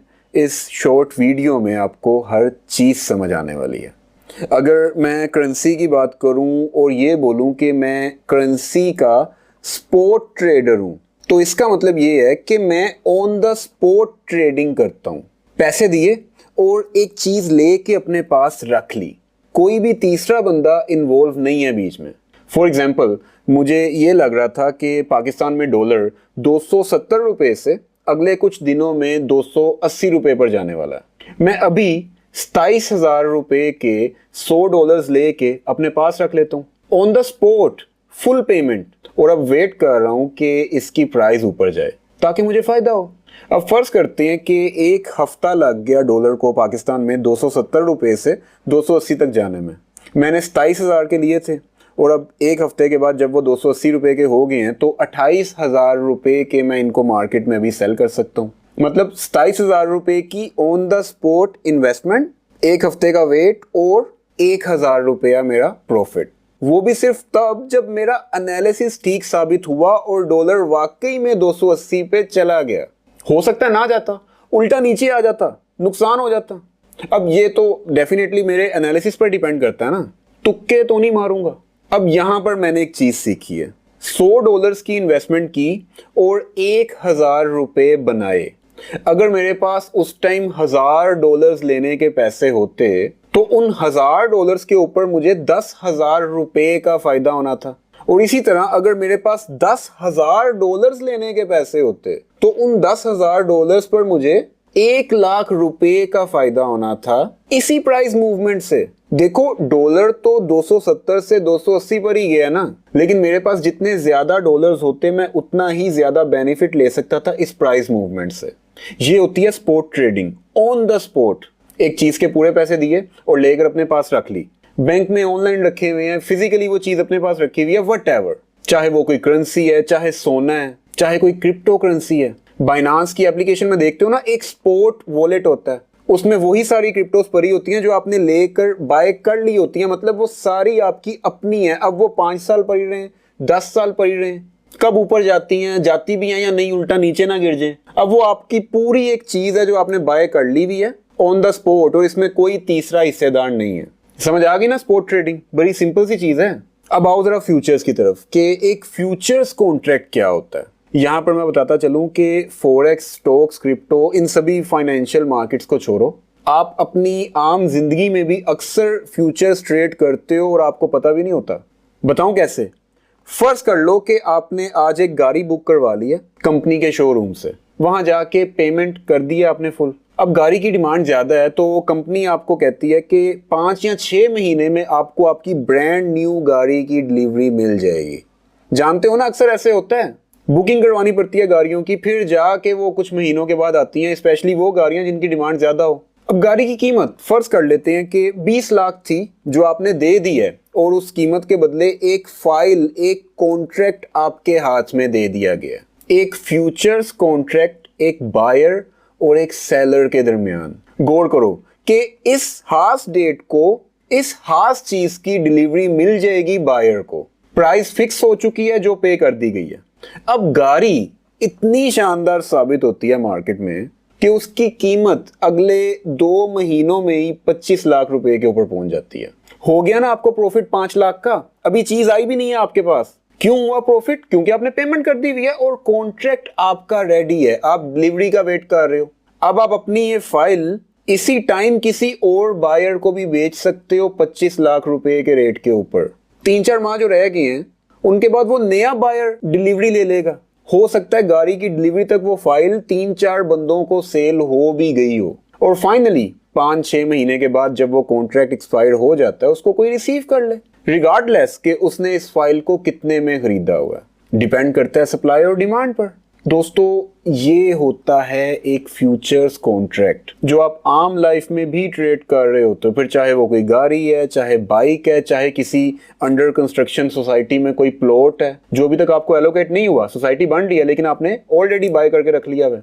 डिलीवरी तक उसकी प्राइस ऊपर चली गई होती है या नीचे आ गई होती है, ये अब आपका प्रॉफिट लॉस होगा। हम सब ऐसे करते हैं भाई जिंदगी में, कभी ना कभी, कहीं ना कहीं। और ट्रेडर्स की बात करूं तो ऑनलाइन फाइनेंशियल मार्केट्स में वो इन्हीं फ्यूचर्स को बाय कर रहे होते हैं और सेल कर रहे होते हैं। ये कॉन्ट्रैक्ट्स करेंसी के भी होते हैं, कमोडिटीज के भी होते हैं, क्रिप्टो के भी होते हैं। फ्यूचर के अंदर भी 2 तरीके के फ्यूचर्स होते हैं। एक होता है नॉर्मल फ्यूचर। तो नॉर्मल फ्यूचर के अंदर क्या होता है कि इसके अंदर एक लिमिटेड टाइम होता है। जैसे अगर आप इंडियन मार्केट के एग्जांपल लेंगे तो इंडियन मार्केट के अंदर अगर आप मान लो निफ्टी 50 का कोई फ्यूचर उठाते हैं, मान लीजिए आपने निफ्टी 50 का इंडेक्स चूज किया, निफ्टी 50 का फ्यूचर उठाएंगे तो इसमें 1 मंथ का टाइम पीरियड होता है कि 1 मंथ में इसकी भी एक्सपायरी होती है, यानी 1 मंथ मंथ तक का ही आपको होल्डिंग पीरियड इसमें मिलता है। बट सेकंड हमारे पास आता है परपेचुअल फ्यूचर। परपेचुअल का मतलब ही होता है टेंडिंग टू इनफाइनाइट, यानी कभी ना खत्म होने वाला फ्यूचर। तो परपेचुअल फ्यूचर्स जितने भी होते हैं वो सिर्फ और सिर्फ क्रिप्टो जगत के अंदर इंट्रोड्यूस किए गए हैं। यानी अगर आप मान लो BTC का कोई परपेचुअल फ्यूचर ऐसे लिखा है परपेचुअल फूट, तो आप इसको होल्ड करेंगे तो ये लाइफ टाइम आप इसको होल्ड कर सकते हैं। म्यूचुअल फ्यूचर्स कहाँ अवेलेबल है? ये हमारे अवेलेबल है सारे के सारे क्रिप्टो जगत में और सारे के सारे फॉरेक्स जगत में। फॉरेक्स जगत में भी जितने भी फ्यूचर्स हैं वो परपेचुअल ही हैं, वो भी never never ever ending futures है। क्यों मैं फ्यूचर लूं भाई? क्यों क्यों क्यों क्यों मैं फ्यूचर ट्रेडिंग करूं? क्यों ना मैं इनके स्पॉट बाई कर लूं? तो देखो मैं फिर वही बात रिपीट कर रहा हूं, है आपके पास उतना पैसा? सोच कर देखो, ट्रेडिंग बना क्यों? ट्रेडिंग में फ्यूचर्स बने क्यों? ऑप्शंस बने क्यों? मैंने पहले भी आपको रिपीट कराया, तो this are highly leverage product. जो चीज आपको 1000 में मिल रही है वो आपको 100 रुपए में मिल रही है। That's why people tends to do trading. आप एक लॉट बिटकॉइन यहां पर सिर्फ और सिर्फ 10,000 रुपए में खरीद सकते हो। एक लॉट अगर आपको बिटकॉइन रियल में खरीदना है, स्पॉट खरीदना है, उसका पूरा स्पॉट खरीदना है, तो आपको आज के इंडियन रुपीज के हिसाब से 80 से 90 लाख रुपए देने होंगे। है आपके पास 80 से 90 लाख रुपए देने के लिए, एक लॉट खरीदने के लिए? सो क्या करोगे? तो तुम यहाँ लेवरेज यूज करोगे, फॉरेक्स करोगे, क्रिप्टो करोगे, ट्रेडिंग करोगे। सो ट्रेडर्स, अगर मैं प्रॉप फर्म की बात करूं तो प्रॉप फर्म एक ऐसी कंपनी होती है जो अच्छे ट्रेडर्स को फंड प्रोवाइड करती है ताकि वो उनके फंड के साथ ट्रेड कर सके। अगर आप एक अच्छे ट्रेडर हैं, कंसिस्टेंटली प्रॉफिट बना रहे हैं, लेकिन आपके पास फंड्स नहीं हैं, तो आप इनके पास जा सकते हैं और ये आपको फंड प्रोवाइड करते हैं। फंड उनका होता है, ट्रेडिंग आपकी होती है और उसमें प्रॉफिट स्प्लिट फिर बांटा जाता है दोनों के बीच में। तो एज अ ट्रेडर हमें क्या बेनिफिट होता है इसमें? तो अगर आप एक अच्छे कंसिस्टेंट ट्रेडर हैं तो आपको फंड्स मिल जाते हैं जिस पे आप ट्रेड करके आप अच्छा खासा प्रॉफिट बना सकते हैं। लेकिन अगर मैं बात करूं कि इसके रिस्क की, तो इसमें कुछ रिस्क भी साथ होते हैं प्रॉप फर्म अकाउंट्स में। अब वो रिस्क क्या होते हैं? तो प्रॉप फर्म जो होता है वो आपको सीधा फंड्स नहीं देता कि आप डायरेक्ट जाएं, अकाउंट बनाएं और आपको फंड मिल जाए। तो इस तरह नहीं होता यहाँ पे। आपने क्या करना होता है, आप यहाँ पे अकाउंट बनाते हैं और आप इनके चैलेंज खरीदते हैं। अब चैलेंज क्या होते हैं? चैलेंज का मतलब होता है कि अगर आप इनकी वेबसाइट पे जाते हैं और अपना अकाउंट बनाते हैं तो वहाँ पे ये आपको ऑफर करते हैं कि आप कौन सा अकाउंट लेना पसंद करते हैं। जैसे 10,000 का, 1 लाख का, 2 लाख का, 5,000 का, वो हर डिफरेंट प्लेटफॉर्म अपनी पॉलिसी के हिसाब से आपको ऑफर करता है। आप जो अकाउंट लेंगे उसकी एक मिनिमम फीस आपको देनी पड़ेगी इनको। जैसे अगर आप 5K का अकाउंट लेते हैं तो उसकी अलग फीस चार्ज करेंगे, अगर आप 10K का अकाउंट लेते हैं तो उसकी वो अलग फीस चार्ज करेंगे। वो डिपेंड करता है आपके प्रॉप फर्म के पॉलिसी पे कि वो कितनी फीस आपसे चार्ज करेंगे। आपने जब इनको फीस दे दी तो ये आपको एक चैलेंज देते हैं। तो उस चैलेंज में आपने क्या करना होता है, ये आपको एक टारगेट देते हैं कि आपने 10% अपने अकाउंट का बनाना है। ठीक है, ये आपका पहला स्टेप हो जाता है। और उसके साथ साथ वो आपको एक लिमिट भी देते हैं कि अगर आप डेली में अगर आपका अकाउंट 5% तक लॉस में चला जाएगा तो आपका जो अकाउंट है वो ब्रीच हो जाएगा। तो ये जो मैं परसेंट आपको बता रहा हूँ ये डिफ़र कर सकता है, हर प्रॉप फर्म की अपनी पॉलिसी होती है। किसी का 5% होता है, किसी का 3% होता है और किसी का 6% होता है। बट मेन पॉइंट ये है कि आपको वो लिमिट ये होती है, ये लिमिट आपने अपने माइंड में रखनी होती है कि वो लिमिट आपकी हिट ना हो। अगर वो लिमिट हिट हो गई तो आपका अकाउंट चला जाएगा। दूसरी बात, ये आपको एक मैक्सिमम लॉस की लिमिट देते हैं। जैसे 8% भी दे सकते हैं, 10% भी दे सकते हैं और 12% भी दे सकते हैं। तो अगर आप डेली लॉस की लिमिट हिट नहीं करते लेकिन आप अपना मैक्सिमम लॉस लिमिट हिट कर देते हैं तो भी आपका अकाउंट ब्रीच हो जाएगा और आपका अकाउंट ये वापस ले लेंगे। तो ये प्रॉप फर्म के रिस्क होते हैं, क्योंकि अगर आप अपने अकाउंट को ब्रीच करेंगे और इनके रूल्स फॉलो नहीं करेंगे तो आपने जो फीस पे की थी वो फीस आपकी ज़ाया हो जाएगी और ये वो फीस इनके अकाउंट में चली जाएगी। तो ये अकाउंट के रिस्क होते हैं। अगर आप प्रॉप फर्म अकाउंट लेना चाहते हैं तो आपको ये रिस्क हमेशा अपने माइंड में रखने चाहिए। अगर आप कंसिस्टेंट ट्रेडर हैं, कंसिस्टेंटली ट्रेडिंग कर रहे हैं और प्रॉफिट बना रहे हैं, तभी आपको प्रॉप फर्म की तरफ जाना चाहिए। ये एक बहुत बड़ा एडवांटेज आपको देंगे, एक बहुत बड़ा आपको फंड देंगे जिससे आप एक अच्छा खासा प्रॉफिट बना सकते हैं। डेली और मैक्सिमम लॉस लिमिट के साथ साथ इनके कुछ और रूल्स भी होते हैं। तो अगर आपको अकाउंट लेना है तो आप इनके रूल ज़रूर पढ़ें। इनके सारे रूल्स आपको इनकी वेबसाइट्स पे मिल जाएंगे। आप जो भी प्रॉप फर्म की तरफ जाएं उनके रूल ज़रूर पढ़ें, तभी जाके फिर आप इनका अकाउंट लें, क्योंकि अगर आप इनके रूल्स नहीं पढ़ेंगे और ऐसे अकाउंट ले लेंगे तो आपके अकाउंट की ब्रीच होने के चांसेस बहुत ज़्यादा हो जाएंगे। इनके रूल बहुत ही ज़्यादा स्ट्रिक्ट होते हैं।